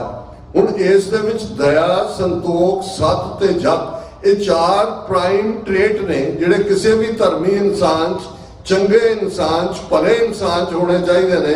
ਪਰ ਗੁਰੂ ਨਾਨਕ ਪਾਤਸ਼ਾਹ ਨੇ ਕਿਹਾ ਵੀ ਤੂੰ ਇਹਨਾਂ ਤੋਂ ਸਖਣਾ ਖੁਦ, ਤੇ ਤੇਰਾ ਵਟਿਆ ਹੋਇਆ ਜਨੇਊ ਵੀ ਇਹਨਾਂ ਤੋਂ ਸਖਣਾ। ਇਹ ਜਨੇਊ ਜੀ ਕਾ ਹੈ ਹੀ ਤਾਂ ਪਾਂਡੇ ਘੱਤ, ਤੇਰੇ ਕੋਲ ਨਹੀਂ ਹੈ, ਇਸ ਲਈ ਮੈਂ ਇਹ ਪਾਉਣਾ ਨਹੀਂ। ਹੁਣ ਇਹ ਵਾਕਿਆ 1469 ਚ ਗੁਰੂ ਨਾਨਕ ਸਾਹਿਬ ਪ੍ਰਕਾਸ਼ਮਾਨ ਹੁੰਦੇ ਨੇ, 1479 ਦਾ ਹੋਏਗਾ। ਹੁਣ ਲਗਭਗ ਕਲੌਕ ਇੰਨੀ ਤੇਜ਼ੀ ਨਾਲ ਚੱਲਦਾ ਹੈ 1675, ਆਲਮੋਸਟ 2 ਸਦੀਆਂ ਬਾਅਦ ਔਰੰਗਜ਼ੇਬ ਦਿੱਲੀ ਦੇ ਤਖਤ ਤੇ, ਔਰ ਉਹੀ ਥਾਟ ਔਰੰਗਜ਼ੇਬ ਦਾ ਜਿਹੜਾ ਅੱਜ ਦੇ ਹਿੰਦੂਤਵੀ ਹਾਕਮਾਂ ਦਾ। ਇਸ ਬਾਰੇ ਕੋਈ ਭੁਲੇਖਾ ਨਹੀਂ ਹੋਣਾ ਚਾਹੀਦਾ। ਅਸੀਂ ਕਿਸੇ ਨਾਲ ਨਫ਼ਰਤ ਯਕੀਨ ਨਹੀਂ ਰੱਖਦੇ, ਕਿਸੇ ਧਰਮ ਦੇ ਖਿਲਾਫ ਨਹੀਂ ਹੈ, ਪਰ ਜਦੋਂ ਵਿਚਾਰਧਾਰਕ ਟਕਰਾਅ ਦੀ ਗੱਲ ਹੁੰਦੀ ਹੈ ਤੁਹਾਨੂੰ ਐਕਸਪਲੇਨ ਕਰਨਾ ਪੈਂਦਾ ਹੈ ਕਿ ਹਕੀਕਤ ਕੀ ਹੈ। ਹੁਣ ਭਾਈ ਸੰਤੋਖ ਸਿੰਘ, ਹਾਲਾਂਕਿ ਉਹਨਾਂ ਦੀਆਂ ਰਚਨਾਵਾਂ ਨੂੰ ਲੈ ਕੇ ਅੱਜ ਕਈ ਵਾਰ ਕੁਝ ਚੀਜ਼ਾਂ ਨੇ ਜਿਹੜਾ ਬ੍ਰਹਮਨਿਕਲ ਇੰਪੈਕਟ ਹੈ, ਉਸ ਦੌਰ ਦਾ ਇੱਕ ਆਪਣਾ ਇੰਪੈਕਟ ਹੈ। ਉਹ ਜਦੋਂ ਗੁਰੂ ਕਲਗੀਧਰ ਪਾਤਸ਼ਾਹ ਨੂੰ ਟ੍ਰਿਬਿਊਟ ਦਿੰਦੇ ਨੇ, ਉਹਨਾਂ ਦਾ ਇੱਕ ਕਵਿਤ ਹੈ ਜਿਸ ਦੇ ਵਿੱਚ ਉਹ ਕਹਿੰਦੇ ਨੇ, ਛਾਏ ਜਾਤੀ ਏਕਤਾ ਅਨੇਕਤਾ ਬਿਲੋਏ ਜਾਤੀ, ਹੋਵਤੀ ਕੁਚੀਲਤਾ ਕਤੇਬਨ ਕੁਰਾਨ ਕੀ, पाप परपक जाते धर्म तसक जाते वर्ण गरक जाते साहित्य विधान की, देवी देव द्योरे संतोख सिंगा दूर होते, रूप मिट जाते कथा वेदन पुराण के, श्री गुरु गोबिंद सिंह पावन परम शूर, मूरत न होती जौपै करुणा निधान की। अखीर तो शुरू करिए कि जे करुणा दी मूरत, दया दे खजाने, पावन बहुत पवित्र परम शूर बहुत बहादुर गुरु गोबिंद सिंह साहब ना होंदे तां छाए जाती एकता अनेकता बिलोए जाती, एकता हो जानी सी, अनेकता टुट जानी सी, डाइवर्सिटी खत्म हो जानी सी। सिर्फ एक थॉट जिहड़ा कतीबां दे नाल जुड़िया होया, कुरान दे नाल जुड़िया होया, वो प्रवेल करना सी। ते इह गुरु गोबिंद सिंह साहब आए ते एकता टुटी, अनेकता प्रवान हुई। ये बहुत वड्डी गल है। ਅੱਜ ਵੀ ਸਾਡੀ ਲੜਾਈ ਕਿਹਨਾਂ ਦੇ ਨਾਲ ਹੈ? ਕਿਸੇ ਧਰਮ ਦੇ ਖਿਲਾਫ ਨਹੀਂ ਹੈ, ਉਸ ਥਾਟ ਵਾਲਿਆਂ ਦੇ ਨਾਲ, ਦਿੱਲੀ ਵਾਲਿਆਂ ਦੇ ਨਾਲ ਜਿਹੜੇ ਕਹਿੰਦੇ ਨੇ ਕਿ ਇੰਡਸ ਤੋਂ ਲੈ ਕੇ ਅਸਾਮ ਤੱਕ ਹਰ ਕੋਈ ਹਿੰਦੂ ਤਵੀ ਹੈ, ਹਰ ਕੋਈ ਹਿੰਦੂ ਹੈ। ਹੁਣ ਇਹ ਵੀ ਉਹੀ ਗੱਲ ਹੈ ਜੋ ਉਸ ਥਾਟ ਦੇ ਵਿੱਚ ਸੀ। ਇਸ ਲਈ ਜਦੋਂ ਗੁਰੂ ਕਲਗੀਧਰ ਪਾਤਸ਼ਾਹ ਨੇ ਆਪਣੇ ਪਿਤਾ ਦੀ ਸ਼ਹਾਦਤ, ਗੁਰੂ ਤੇਗ ਬਹਾਦਰ ਸਾਹਿਬ, ਜੇ ਗੁਰੂ ਨਾਨਕ ਪਾਤਸ਼ਾਹ ਪੰਡਤ ਦਾ ਹੱਥ ਫੜ ਲੈਂਦੇ ਨੇ ਕਿ ਇਹ ਜਨਊ ਜਬਰੀ ਪਾਉਣ ਨਹੀਂ ਦੇਣਾ, ਤੇ ਗੁਰੂ ਤੇਗ ਬਹਾਦਰ ਸਾਹਿਬ ਖੁਦ ਅਨੰਦਪੁਰ ਸਾਹਿਬ ਤੋਂ ਦਿੱਲੀ ਜਾ ਕੇ ਆਪਣੇ ਪਿਆਰੇ ਸਿੱਖਾਂ ਦੇ ਨਾਲ, ਭਾਈ ਮਤੀ ਦਾਸ, ਭਾਈ ਸਤੀ ਦਾਸ, ਭਾਈ ਦਿਆਲਤ, ਕਿਉਂਕਿ ਇਹਨਾਂ ਤਿੰਨਾਂ ਸਿੱਖਾਂ ਦੀ ਸ਼ਹਾਦਤ ਵੀ ਗੁਰੂ ਤੇਗ ਬਹਾਦਰ ਸਾਹਿਬ ਤੋਂ ਪਹਿਲਾਂ ਹੁੰਦੀ ਹੈ ਰਾਦਰ, ਉਹ ਜਾ ਕੇ ਔਰੰਗਜ਼ੇਬ ਦਾ ਹੱਥ ਫੜ ਲੈਂਦੇ ਨੇ ਕਿ ਇਹ ਜਨਊ ਜਬਰੀ ਲਾਉਣ ਨਹੀਂ ਦੇਣਾ। ਇਹ ਸਿੱਖੀ ਦਾ ਬੇਸਿਕ ਹੈ। ਜਦੋਂ ਤੁਸੀਂ ਗੁਰੂ ਤੇਗ ਬਹਾਦਰ ਸਾਹਿਬ ਦੀ ਬਾਣੀ ਪੜ੍ਹਦੇ ਹੋ, पै काहू को देत न पै मानत आन, कह नानक ए जगत में ज्ञानी ताहे बखान। ਹੁਣ ਜਦੋਂ ਅਸੀਂ ਸਪਿਰਿਚੁਅਲਿਟੀ ਦੀ ਗੱਲ ਕਰਦੇ ਹਾਂ, ਅੱਜ ਵੱਡੇ ਵੱਡੇ ਕਿਸੇ ਨਾਲ 108 ਲੱਗਾ, ਕੋਈ ਕਿੰਨੇ ਵੱਡੇ ਵੱਡੇ ਲਗਜ਼ਰੀ ਲਾਈਫ ਜੀਣ ਵਾਲੇ, ਲੇਕਿਨ ਉਹ ਸੱਚ, ਹੱਕ, ਇਨਸਾਫ ਤੇ ਰਸਤੇ ਦੇ ਭਗੌੜੇ ਨੇ, ਕਿਉਂਕਿ ਇਹ ਸੂਟ ਨਹੀਂ ਕਰਦਾ। ਵੇਲੇ ਦੇ ਹਾਕਮ ਕਿਸੇ ਪੀਰੀਅਡ 'ਚ ਵੀ ਹੋਣ, ਜੇ ਤੁਸੀਂ ਉਹਨਾਂ ਦੀ ਸੁਰ ਨਾਲ ਸੁਰ ਮਿਲਾ ਕੇ ਚੱਲਦੇ ਹੋ तो फिर उन्होंने जमाने भी बड़े बड़े पीर, बड़े बड़े लोग और बड़े बड़े डेरा प्रस्त जिहड़े, जदों असीं राम राईए, धीर मलीए, मीणे, मसंद इन्हां सारियां दी गल करदे, ये सारे हुकूमत दे नाल मिल के चलदे सन। अज भी तुसीं किन्ने डेरे, किन्ने दूजे, जे मैं ना लवां, मैं तो पता नहीं कौन किहदा फॉलोअर हुंदा, वो नाराज हो जांदे ने। पर इस नूं सिद्धांतक कसवटी ते परख के देखो कि एक पासे जिस गुरु तेग बहादुर साहब ਦੀ ਸ਼ਹਾਦਤ ਨੂੰ ਜਿਨ੍ਹਾਂ ਨੂੰ ਅਸੀਂ ਯਾਦ ਕਰਦੇ ਹਾਂ, ਉਹਨਾਂ ਨੇ ਤਾਂ ਸਾਨੂੰ ਕ੍ਰਾਈਟੇਰੀਆ ਬੜਾ ਸਪਸ਼ਟ ਦਿੱਤਾ ਹੈ ਕਿ ਭੈ ਕਾਹੂ ਕੋ ਦੇਤ न पै मानत आन, fear none, scare none।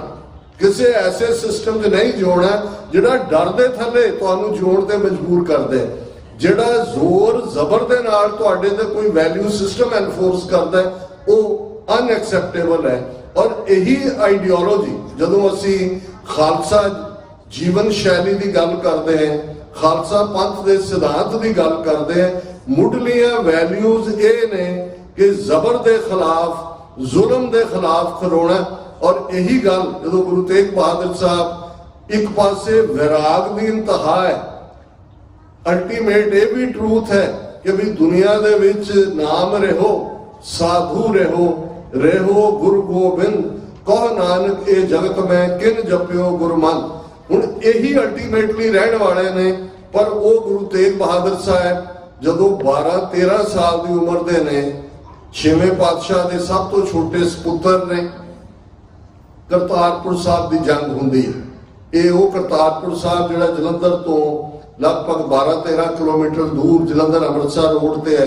ਤੁਹਾਡੇ ਚੋਂ ਬਹੁਤ ਸਾਰਿਆਂ ਨੇ ਉਹ ਬੜੇ ਇਤਿਹਾਸਕ ਮੁਕਾਮ ਹੈ, ਮਾਤਾ ਗੰਗਾ ਜੀ ਨਾਲ ਸੰਬੰਧਿਤ ਗੁਰਦੁਆਰਾ ਥੰਮ ਸਾਹਿਬ, ਹੋਰ ਵੀ। ਲੇਕਿਨ ਇੱਥੇ ਚੌਥੀ ਜੰਗ 6ਵੇਂ ਪਾਤਸ਼ਾਹ ਨੇ ਲੜੀ ਹੈ।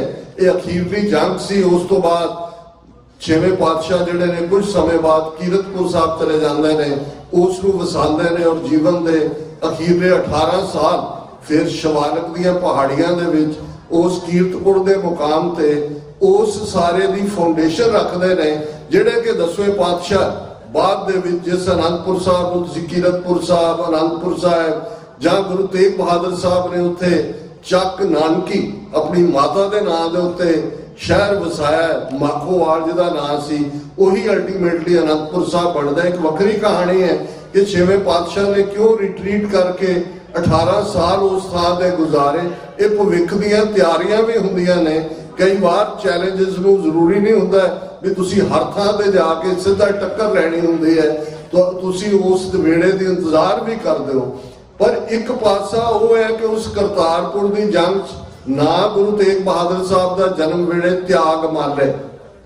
ਹੁਣ 12-13 ਸਾਲ ਦੀ ਉਮਰ ਹੈ, ਐਸੇ ਉਹ ਤਲਵਾਰ ਦੇ ਜ਼ੋਰ ਦਿਖਾਉਂਦੇ ਨੇ ਕਿ ਉਹਨਾਂ ਦੇ ਪਿਤਾ ਹੀ ਕਹਿੰਦੇ ਨੇ ਕਿ ਇਹ ਤਿਆਗ ਮਲ ਨਹੀਂ, ਇਹ ਤੇਗ ਬਹਾਦਰ ਹੈ।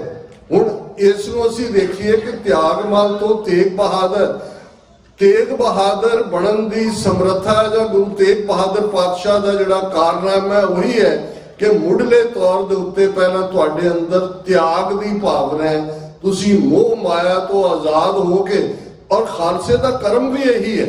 ਖਾਲਸਾ ਜਿਹੜਾ ਜੰਗ ਦੇ ਮੈਦਾਨ ਦੇ ਵਿੱਚ ਤਲਵਾਰ ਵਾਹੁੰਦਾ ਹੈ, ਉਹ ਪਹਿਲਾਂ ਜਦੋਂ ਗੁਰੂ ਕਲਗੀਧਰ ਪਾਤਸ਼ਾਹ ਦਾ ਅਸੀਂ ਇਹ ਸ਼ਬਦ ਜਿਹੜਾ ਖਾਸ ਤੌਰ ਤੇ ਚਮਕੌਰ ਦੀ ਗੜੀ ਚੋਂ ਨਿਕਲਦੇ ਨੇ, ਜਾਮਾ ਲੀਰੋ ਲੀਰ ਹੈ, ਪੈਰਾਂ ਦੇ ਵਿੱਚ ਕੰਡੇ ਨੇ, ਖੂਨ ਹੈ, ਔਰ ਖੂਹ ਦੀ ਟਿੰਡ ਨੂੰ ਸਰਾਣਾ ਬਣਾ ਕੇ ਜਿਹੜਾ ਉਹ ਆਰਾਮ ਕਰਦੇ ਨੇ। ਭਾਈ ਦਇਆ ਸਿੰਘ, ਭਾਈ ਧਰਮ ਸਿੰਘ, ਭਾਈ ਮਾਨ ਸਿੰਘ ਆ ਕੇ ਮਿਲਦੇ ਨੇ, ਤੇ ਜਿਹੜੀ ਮਾਲਵੇ ਦੀ ਬੋਲੀ ਦੇ ਵਿੱਚ ਸਦ ਗੁਰੂ ਕਲਗੀਧਰ ਪਾਤਸ਼ਾਹ ਨੇ ਗਾਈ, ਮਿੱਤਰ ਪਿਆਰੇ ਨੂੰ ਹਾਲ ਮੁਰੀਦਾਂ ਦਾ ਕਹਿਣਾ, ਤੁਧ ਵਿਣ ਰੋਗ ਰਜਾਈਆਂ ਦਾ ਓਢਣ, ਨਾਗ ਨਿਵਾਸਾਂ ਦੇ ਰਹਿਣਾ, ਸੂਲ ਸੁਰਾਹੀ ਖੰਜਰ ਪਿਆਲਾ, ਬਿੰਗ ਕਸਾਈਆਂ ਦਾ ਸਹਿਣਾ, ਯਾਰੜੇ ਦਾ ਸਾਨੂੰ ਸੱਥਰ ਚੰਗਾ, ਭੱਠ ਖੇੜਿਆਂ ਦਾ ਰਹਿਣਾ। ਰੱਬ ਦੇ ਨਾਲ ਜੁੜੇ ਹੋਣਾ, ਯਾਦ ਦੇ ਵਿੱਚ ਰਹਿਣਾ, ਯਾਰੜੇ ਦੇ ਸੱਥਰ ਨੂੰ ਤੋਂ ਜਿਹੜਾ ਉਹ ਕੁੱਲ ਕਾਇਨਾਤ ਦੇ ਵੱਡੇ ਵੱਡੇ ਸੁੱਖ ਕੁਰਬਾਨ ਕਰ ਦੇਣਾ, ਤੇ ਉਸ ਦੇ ਰੱਬ ਦੀ ਯਾਦ ਤੋਂ ਬਿਨਾਂ ਇਵੇਂ ਹੈ ਮਾਨੋ ਤੁਸੀਂ ਸੱਪਾਂ ਦੇ ਉਸ ਖੁੱਡ ਦੇ ਵਿੱਚ ਰਹਿ ਰਹੇ ਹੋਵੋ। ਇਹ ਹੈ ਜਦੋਂ ਅਸੀਂ ਵੈਰਾਗ ਔਰ ਤੇਗ ਦੀ ਗੱਲ ਕਰਦੇ ਹਾਂ, ਰਾਜ ਤੇ ਜੋਗ ਦੀ ਗੱਲ ਕਰਦੇ ਹਾਂ। ਔਰ ਇਸ ਗੱਲ ਦਾ ਧਿਆਨ ਰਹੇ, ਜਦੋਂ ਅਸੀਂ ਰਬਾਬ ਤੋਂ ਨਗਾਰੇ ਤੱਕ ਦੇ ਸਫ਼ਰ ਦੀ ਗੱਲ ਕਰਦੇ, ਰਬਾਬ ਤੋਂ ਨਗਾਰੇ ਤੱਕ ਹੱਥ ਤਲਵਾਰ ਫੜਨ ਦਾ ਹੱਕ ਉਹਨੂੰ ਹੈ, ਨਗਾਰਾ ਜ਼ਾਹਰ ਹੈ ਜੰਗ ਦਾ ਐਲਾਨਨਾਮਾ ਹੈ, ਨਗਾਰੇ ਤੇ ਚੋੜ ਦੇਣ ਦਾ ਹੱਕ ਉਹਨੂੰ ਹੈ ਜਿਸ ਦੀਆਂ ਉਂਗਲਾਂ ਨੇ ਪਹਿਲਾਂ ਰਬਾਬ ਦੀ ਉਸ ਛੋਹ ਦੇ ਨਾਲ ਪਿਆਰੇ ਦੇ ਗੀਤ ਗਾਏ ਹੋਣ, ਉਸ ਅਕਾਲ ਪੁਰਖ ਦੀ ਬੰਦਗੀ ਕੀਤੀ ਹੋਏ। ਇਹ ਕੰਪਲੀਸ਼ਨ ਹੈ ਆਈਡੀਓਲੋਜੀ ਦੀ। ਔਰ ਉਹ ਤੇਗ ਬਹਾਦਰ ਕੱਲੇ ਇੱਕ ਲੈਵਲ ਤੇ ਨਹੀਂ ਨੇ। ਸ਼ਹਾਦਤ ਤਾਂ ਉਹੀ ਹੈ ਕਿ ਕਿਨੋ ਬੜੋ ਕਲੂ ਮੈਂ ਸਾਕਾ, ਕਿ ਇਸ ਤੋਂ ਵੱਡਾ ਮਾਡਰਨ ਏਜ ਦੇ ਵਿੱਚ ਕੋਈ ਕੁਰਬਾਨੀ ਨਹੀਂ ਹੈ, ਕਿਉਂਕਿ ਆਪੋ ਆਪਣੇ ਅਕੀਦਿਆਂ ਲਈ ਕੁਰਬਾਨ ਹੋਣ ਵਾਲੇ ਤਾਂ ਨਹੀਂ, ਲੇਕਿਨ ਕਿਸੇ ਦੇ ਅਕੀਦੇ ਦੇ ਲਈ ਜਾ ਕੇ ਆਪਣਾ ਕੁਰਬਾਨ ਕਰ ਦੇਣਾ। ਹਾਲਾਂ ਇੱਕ ਵੈਸਟਰਨ ਥਿੰਕਰ ਦੀ ਕਹਾਣੀ ਜਾਂ ਉਹਦੀ ਕੋਟ ਕੀਤੀ ਜਾਂਦੀ ਹੈ, ਜਿਹਦੇ ਚੋਂ ਕਹਿੰਦਾ ਕਿ ਵੀ ਮੈਂ ਤੇਰੇ ਨਾਲ ਸਹਿਮਤ ਤਾਂ ਨਹੀਂ ਹੈ, ਪਰ ਤੇਰੇ ਆਪਣੇ ਵਿਚਾਰ ਦੇਣ ਦੀ ਆਜ਼ਾਦੀ ਨੂੰ ਕਾਇਮ ਰੱਖਣ ਲਈ ਮੈਂ ਆਪਣੀ ਜਾਨ ਵੀ ਕੁਰਬਾਨ ਕਰ ਸਕਦਾ ਕਿ ਮੈਂ I don't agree with you but I'll sacrifice my life for your belief whatever you believe in। ਪਰ ਇਨਸਾਨੀ ਇਤਿਹਾਸ ਦੇ ਵਿੱਚ ਇਹ ਵਾਪਰਿਆ। ਗੁਰੂ ਤੇਗ ਬਹਾਦਰ ਸਾਹਿਬ ਦੀ ਸ਼ਹਾਦਤ ਇਸ ਲੈਵਲ ਦੀ ਸ਼ਹਾਦਤ ਹੈ, ਔਰ ਇਹ ਸਾਡੀ ਅਣਗਹਿਲੀ ਕਹੋ, ਸਾਡੇ ਕੋਲ ਨੇਸ਼ਨ ਸਟੇਟ ਦਾ ਨਾ ਹੋਣਾ ਕਹੋ। ਉਹ ਫਰਾਡ ਮੋਦੀ ਨਿਊਯਾਰਕ ਚ ਆਂਦਾ ਹੈ, UN ਦੇ ਮੈਂਬਰਾਂ ਨੂੰ ਪਾਰਟੀਆਂ ਪੁੱਟੀਆਂ ਕਰਾ ਕੇ ਪਤਾ ਨਹੀਂ ਕਿਹੜਾ ਦਿਨ ਯੂਨਾਈਟਿਡ ਨੇਸ਼ਨਸ ਇੰਟਰਨੈਸ਼ਨਲ ਯੋਗਾ ਡੇ ਬਣਾ ਦਿੰਦੇ ਨੇ ਜੀ। ਇਹ ਹੁਣ ਯੋਗਾ ਉੱਥੇ ਮੈਡੀਸਨ ਸਕੇਅਰ ਜਿਹੜਾ ਪੁੱਠੇ ਲਟਕ ਰਹੇ ਹੁੰਦੇ ਨੇ ਜੀ, ਇਹ UN ਨੇ ਵੀ ਡਿਕਲੇਅਰ ਕਰ ਦਿੱਤਾ ਹੈ।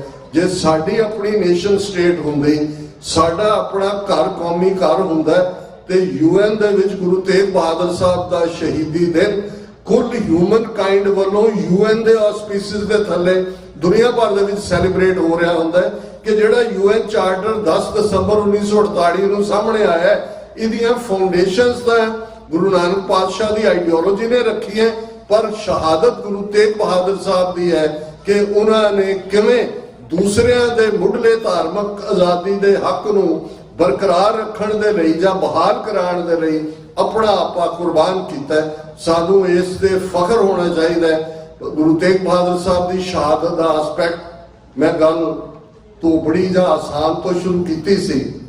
ਉੱਥੇ ਜਿਹੜਾ ਗੁਰਦੁਆਰਾ ਸਾਹਿਬ ਦਾ ਜਦੋਂ ਤੁਸੀਂ ਇਤਿਹਾਸ 'ਚ ਆ ਕੇ ਦੇਖੋਗੇ ਜਾਂ ਵੈਸੇ ਵੀ ਸਰਚ ਜਾਂ ਰਿਸਰਚ ਕਰੋਗੇ, ਰਾਜਾ ਆਸਾਮ, ਹੁਣ ਜਦੋਂ ਅਸੀਂ ਗੁਰੂ ਹਰਗੋਬਿੰਦ ਸਾਹਿਬ ਵੱਲੋਂ 52 ਡਿਸੀਡੈਂਟ ਪੋਲੀਟੀਕਲ ਕਿੰਗਸ ਦੀ ਰਿਹਾਈ ਦੀ ਗੱਲ ਕਰਦੇ ਗਵਾਲੀਅਰ ਦੇ ਕਿਲੇ ਚੋਂ, ਤੇ ਉਹ ਆਸਾਮ ਤੋਂ ਲੈ ਕੇ ਤੇ ਸ਼ਿਵਾਲਿਕ ਦੀਆਂ ਪਹਾੜੀਆਂ ਤੱਕ ਮੈਜੋਰਿਟੀ ਰਾਜਪੂਤ ਰਾਜੇ ਸਨ। ਇੱਕ ਜਾਂ ਦੋ ਜਿਨ੍ਹਾਂ ਦਾ ਜ਼ਿਕਰ ਮੁਸਲਮਾਨ ਵੀ ਸਨ, ਜਿਨ੍ਹਾਂ ਨੂੰ ਉਹਨਾਂ ਨੇ ਗੁਰੂ ਸਾਹਿਬ ਨੇ ਰਿਹਾ ਕਰਵਾਇਆ। ਗੁਰੂ ਨਾਨਕ ਪਾਤਸ਼ਾਹ ਦੇ ਵੇਲੇ ਤੋਂ ਆਸਾਮ ਗੁਰੂ ਨਾਨਕ ਪਾਤਸ਼ਾਹ ਗਏ। ਫਿਰ ਅਸੀਂ ਜਦੋਂ 10ਵੇਂ ਪਾਤਸ਼ਾਹ ਦਾ ਜੀਵਨ ਦੇਖਦੇ ਹਾਂ ਤੇ ਫਿਰ ਪ੍ਰਸਾਦੀ ਹਾਥੀ ਦਾ ਜ਼ਿਕਰ ਹੁੰਦਾ ਹੈ, ਪੰਜ ਕਲਾ ਸ਼ਸਤਰ ਦਾ ਜ਼ਿਕਰ ਹੁੰਦਾ ਹੈ, ਜਿਹਨੂੰ ਰਾਜਾ ਰਤਨ ਰਾਏ ਆਸਾਮ ਦਾ ਰਾਜਾ ਲੈ ਕੇ ਉਸ ਦੀਆਂ ਇਹ ਗਿਫਟ ਸਨ ਅਨੰਦਪੁਰ ਸਾਹਿਬ ਲਈ। ਪਰ ਇਹਦੇ ਚੋਂ ਵਾਕਿਆ ਗਾਇਬ ਹੋ ਜਾਂਦਾ ਹੈ ਕਿ ਆਸਾਮ ਜਿਹੜਾ ਕਿ ਦਿੱਲੀ ਤਖਤ ਦੇ ਥੱਲੇ ਸੀ, ਉਹਨਾਂ ਦਾ ਹਾਕਮ, ਉਹਨਾਂ ਦਾ ਕਿੰਗ ਜਿਹੜਾ ਉਹ ਰਿਬੈਲੀਅਸ ਹੁੰਦਾ ਹੈ। ਔਰ ਜੈ ਸਿੰਘ ਜਿਸ ਦੇ ਨਾਂ ਦੇ ਉੱਤੇ ਜੈਪੁਰ ਦਾ ਸ਼ਹਿਰ ਵੀ ਵਸਿਆ ਹੋਇਆ ਹੈ। ਬੰਗਲਾ ਸਾਹਿਬ ਜਦੋਂ ਅਸੀਂ ਗੁਰਦੁਆਰਾ ਸਾਹਿਬ ਦੇ ਦੀਦਾਰ ਕਰਦੇ ਹਾਂ, ਇਹ ਵੀ ਜੈ ਸਿੰਘ ਸਵਾਈ ਜਿਸ ਦਾ ਬੰਗਲਾ ਸੀ, ਜਿਹੜਾ ਗੁਰੂ ਘਰ ਦਾ ਵੀ ਸ਼ਰਧਾਲੂ ਸੀ, ਜਿੱਥੇ ਗੁਰੂ ਹਰਕ੍ਰਿਸ਼ਨ ਸਾਹਿਬ ਗਏ। ਹੁਣ ਔਰੰਗਜ਼ੇਬ ਜੈ ਸਿੰਘ ਨੂੰ ਫੌਜ ਦੇ ਕੇ ਭੇਜਦਾ ਉਹਨੂੰ ਸਪਰੈਸ ਕਰਨ ਦੇ ਲਈ ਉਸ ਅਸਾਮ ਦੇ ਰਾਜੇ ਨੂੰ। ਦੋਵੇਂ ਹੀ ਗੁਰੂ ਸਾਹਿਬ ਦੇ ਸ਼ਰਧਾਲੂ ਨੇ, ਗੁਰੂ ਸਾਹਿਬ ਆਏ ਹੋਏ ਨੇ ਅਸਾਮ ਦੇ ਦੌਰੇ ਦੇ ਉੱਤੇ, ਔਰ ਉਹ ਦੇਖਦੇ ਨੇ ਵੀ ਦੋਵੇਂ ਪਾਸੇ ਫੌਜਾਂ ਆਮੋ ਸਾਹਮਣੇ ਖੜੀਆਂ ਨੇ। ਹੁਣ ਮੈਂ ਜਦੋਂ ਰੋਲ ਦੀ ਗੱਲ ਕਰਦਾ ਕਿ ਡਿਪਲੋਮੇਸੀ ਕਿੰਨਾ ਵੱਡਾ ਅੱਜ ਵੀ ਦੁਨੀਆ ਦੇ ਵਿੱਚ ਜਦੋਂ ਕਿਤੇ ਵੀ ਕਨਫਰੰਟੇਸ਼ਨ ਹੁੰਦੀ ਹੈ, ਜੰਗ ਹੁੰਦੀ ਹੈ, ਪ੍ਰੈਜ਼ੀਡੈਂਟ ਟਰੰਪ ਜਦੋਂ ਕ੍ਰੈਡਿਟ ਲੈਂਦੇ ਨੇ ਕਿ ਜੀ ਮੈਂ ਪਿਛਲੇ 9 ਮਹੀਨੇ ਦੇ ਵਿੱਚ 9 ਥਾਵਾਂ ਦੇ ਉੱਤੇ ਜੰਗਬੰਦੀ ਕਰਵਾਈ, थाईलैंड और फलाने का टकरा, कंबोडिया, इंडिया और पाकिस्तान का, और गजा दे विच जिहड़ी है पीस करवाई, फलां थां करवाई। ये बिल्कुल डिप्लोमेसी का एक बड़ा रोल हुंदा है। पर असी कदे भी साडे ना हिस्टोरियंस ने ना साडे इंटरप्रेटर्स ने, हुण गुरु तेग बहादुर साहब देखते हैं कि दोवें पासे बेगुनाह मारे जाने ने फौजी, इन्हां दी अनां दा रौला दोवां दा, और गुरु साहब दी इंटरवेंशन दे नाल दोनों राजियां दे विच समझौता हुंदा है, फौजां पिछे हट जांदियां ने, दोनों की तसल्ली हुंदी है, ते दोवें ही कहंदे ने कि महाराज तुहाडे इस इन्ने वड्डा तुसीं हज़ारां बेगुनाह दा खून डुੱਲਣ तो बचाया, इसकी कोई यादगार रहनी चाहिए है। ते फैसला हुंदा है कि दोवें पासियां दे फौजी ढाल दे विच मिट्टी जिहड़ी है 2-2 ढालां भर के एक थां दे उत्ते पाउणगे, वो मौंड जां जिवें अज असीं कोई यादगारी थां बनाते हैं, उच्ची बनाते हैं, वो धोकड़ी या तो वो लफज ये चो ही आया। दोनों पासियां दियां फौजां जिहड़ियां ने वो ढालां दे नाल मिट्टी पाउंदियां ने। वो इतिहास उत्थों ये नगर कीर्तन शुरू होया जदों हुण असीं 350 साल अड्ड थावां तो, फिर कश्मीर मठन तो, जिथों कश्मीरी ब्राह्मण पंडित किरपा राम दी जिहड़ा उस थां दे उत्ते कोई बेमतलब नहीं सी, वो एक पावरफुल गुरु नानक पातशाह कश्मीर वादी च गए। जदों असीं ये शब्द आसा दी वार दे विच पड़ गड्डी लंदी है, पड़ भरी है, खा ते पढ़ते हैं, ये उस मौके दे उत्ते शायद पंडित ब्रह्मदत्त दा नाम सी, जिधर उसे दी कंटिन्यूटी सी। किरपा सागर जिहड़ा एक वड्डा डेलीगेशन लैके किते उहदा नंबर 51 है, किते 200 है, वो हुंदा है। और ये सारा उत्थों भी मटन तो भी जिहड़ा नगर कीर्तन की शुरुआत या दूसरा अजकल उन्होंने गुफ्तगू चल रही है श्रोमणी कमेटी नाल। पर यह आसाम के वाकिया मैं इसलिए याद दहानी करवाई ਕਿ ਗੁਰੂ ਸਾਹਿਬਾਨ ਤਿਆਗ ਦੀ ਮੂਰਤ ਹੁੰਦਿਆਂ ਵੀ ਉਹਨਾਂ ਦੇ ਸਾਹਮਣੇ ਹੋ ਕੀ ਰਿਹਾ, ਚੱਲ ਕੀ ਰਿਹਾ, ਇਸ ਤੋਂ ਬੇਖਬਰ ਨਹੀਂ ਨੇ। ਤੇ ਜਿਉਂ ਹੀ ਹੁਣ ਗੁਰੂ ਕਲਗੀਧਰ ਪਾਤਸ਼ਾਹ ਦਾ ਜਨਮ ਪਟਨਾ ਦੇ ਵਿੱਚ ਹੁੰਦਾ ਹੈ, ਔਰ ਬਹੁਤ ਘੱਟ ਜਦੋਂ ਅਸੀਂ ਦੇਖਦੇ ਹਾਂ ਕਿ ਗੁਰੂ ਤੇਗ ਬਹਾਦਰ ਸਾਹਿਬ ਨੇ ਆਪਣੇ ਬੱਚੇ ਦਾ ਜਾਂ ਬੱਚੇ ਨੇ ਆਪਣੇ ਪਿਤਾ ਦੇ ਨਾਲ ਮਿਲਾਪ ਲਗਭਗ 5 ਸਾਲ ਦੀ ਉਮਰ 'ਚ ਹੁੰਦਾ ਅਨੰਦਪੁਰ ਸਾਹਿਬ ਆ ਕੇ। ਹੁਣ ਜਦੋਂ ਤੁਹਾਡੇ ਸਾਹਮਣੇ ਚੈਲੰਜਸ ਹੁੰਦੇ ਨੇ, ਉਦੋਂ ਤੁਹਾਨੂੰ ਆਪਣੇ ਪਰਿਵਾਰਕ ਸੁੱਖ ਆਰਾਮ ਜਿਹੜੇ ਨੇ ਉਹ ਤੁਹਾਡੀ ਪ੍ਰਾਇੋਰਟੀ ਨਹੀਂ ਹੁੰਦੇ। ਅਸਾਮ ਦੇ ਵਿੱਚ ਬੈਠਦੇ ਆਂ ਇਹ ਸਮਝੌਤਾ ਵੀ ਹੋ ਜਾਂਦਾ ਹੈ ਤੇ ਔਰੰਗਜ਼ੇਬ ਦੇ ਜ਼ਬਰ ਦੀਆਂ ਖਬਰਾਂ ਵੀ ਨੇ। ਗੁਰੂ ਤੇਗ ਬਹਾਦਰ ਸਾਹਿਬ ਡਾਇਰੈਕਟਲੀ ਰਸ਼ ਕਰਦੇ ਨੇ ਅਨੰਦਪੁਰ ਸਾਹਿਬ। ਹੁਣ ਤੁਸੀਂ ਦੇਖੋ ਰਾਊਟ ਉਹੀ ਆ, ਉਹ ਪਟਨਾ ਸਾਹਿਬ ਨਹੀਂ ਜਾਂਦੇ ਕਿ ਜੀ ਪੁੱਤਰ ਨੂੰ ਦੇਖ ਲਈਏ, ਸਿੱਧੇ ਵਾਪਸ ਆਉਂਦੇ ਨੇ ਅਨੰਦਪੁਰ ਸਾਹਿਬ। ਔਰ 5 ਸਾਲ ਦੀ ਉਮਰ 'ਚ 10ਵੇਂ ਪਾਤਸ਼ਾਹ ਆਪਣੇ ਪੂਰੇ ਪਰਿਵਾਰ ਔਰ ਪੂਰੇ ਸਿੱਖਾਂ ਦੇ ਨਾਲ ਜਿਹੜੇ ਨੇ ਅਨੰਦਪੁਰ ਸਾਹਿਬ ਆਉਂਦੇ ਨੇ। ਇਤਿਹਾਸ ਤੋਂ ਤੁਸੀਂ ਵਾਕਿਫ ਹੋ। ਲਗਭਗ 9 ਸਾਲ ਦੀ ਉਮਰ ਹੈ, 4 ਸਾਲ ਦਾ ਉਹ ਮੇਲ ਹੈ ਜਦੋਂ ਕਿ ਫਿਰ ਵੱਡੀ ਜਰਨੀ ਵੱਲ ਗੁਰੂ ਸਾਹਿਬ ਤੁਰ ਪੈਂਦੇ ਨੇ। ਕਿਨੋ ਵੱਡੋ ਕਰੂ ਮੈਂ ਸਾਕਾ, ਇਹ ਸਾਡੇ ਇਤਿਹਾਸ ਦਾ ਸੱਚ ਹੈ ਜਿਸ ਦੇ ਵੱਡੇ ਹਿੱਸੇ ਤੋਂ ਅਸੀਂ ਮੁਨਕਰ ਹੈ। ਤੇ ਅੱਜ ਜਦੋਂ ਮੈਂ ਇਹ ਗੱਲਬਾਤ ਕਰ ਰਿਹਾ, ਅੱਜ ਦਾ ਦਿਨ 16 ਨਵੰਬਰ 1915 ਉਹ ਦਿਨ ਵੀ ਹੈ ਜਦੋਂ 19 ਸਾਲਾਂ ਦਾ ਗੱਭਰੂ ਕਰਤਾਰ ਸਿੰਘ ਸਰਾਭਾ ਲਾਹੌਰ ਦੀ ਸੈਂਟਰਲ ਜੇਲ੍ਹ ਦੇ ਵਿੱਚ ਬਾਣੀ ਪੜ੍ਹਦੇ ਆ, ਗੀਤ ਗਾਉਂਦੇ ਆ ਆਜ਼ਾਦੀ ਦੇ, ਖਾਲਸੇ ਦੀ ਡਿਫਾਈਂਸ ਸ਼ੋਅ ਕਰਦੇ ਆ ਫਰੰਗੀ ਰਾਜ ਦੇ ਖਿਲਾਫ। ਉਹ ਫਾਂਸੀ ਦੇ ਤਖਤੇ ਦੇ ਉੱਤੇ ਜਾ ਚੜ੍ਹਦੇ ਨੇ, ਗਲ ਦੇ ਵਿੱਚ ਇਵੇਂ ਹੀ ਰੱਸਾ ਪਾਉਣ ਦੀ ਗੱਲ। ਹੁਣ ਜਦੋਂ ਅਸੀਂ ਇਤਿਹਾਸ ਦੀ ਕੰਟੀਨਿਊਟੀ ਦੇਖਦੇ, ਲਗਭਗ 14 ਸਾਲ ਦੀ ਉਮਰ ਕਰਤਾਰ ਸਿੰਘ ਸਰਾਭਾ ਜਿਹਦੀ ਮੁੱਢਲੀ education Malwa Khalsa high school ਲੁਧਿਆਣੇ 'ਚ ਹੈ, ਇਹ ਉਹੀ ਪੀਰੀਅਡ ਹੈ ਜਿੱਥੇ ਭਾਈ ਸਾਹਿਬ ਭਾਈ ਰਣਧੀਰ ਸਿੰਘ ਉਹਨਾਂ ਦੇ ਨਾਲ ਜਿਹੜੇ ਅਖੰਡ ਕੀਰਤਨੀ ਜਥਿਆਂ ਦੇ ਮੋਢੀ ਨੇ ਉਹਨਾਂ ਦੇ ਨਾਲ ਮੇਲ ਹੁੰਦਾ ਹੈ। ਭਾਈ ਸਾਹਿਬ ਭਾਈ ਰਣਧੀਰ ਸਿੰਘ ਹੋਰਾਂ ਦਾ ਵੀ ਬਹੁਤ ਵੱਡਾ ਯੋਗਦਾਨ ਹੈ ਸਮੁੱਚੀ ਗਦਰ ਮੂਵਮੈਂਟ ਦੇ ਵਿੱਚ। ਉਹਦੇ ਥੱਲੇ ਹੀ ਉਹਨਾਂ ਨੇ ਜਿਹੜੀ ਆ ਉਮਰ ਕੈਦ ਵੀ ਕੱਟੀ ਹੈ। ਔਰ ਕਰਤਾਰ ਸਿੰਘ ਸਰਾਭਾ ਦੀ ਬੇਸਿਕ ਟ੍ਰੇਨਿੰਗ ਉਸ ਮਾਹੌਲ ਦੇ ਵਿੱਚ ਹੋਈ ਹੈ। 13-14 ਸਾਲ ਦੀ ਉਮਰ 'ਚ ਅਮਰੀਕਾ 'ਚ ਆਉਂਦਾ ਹੈ।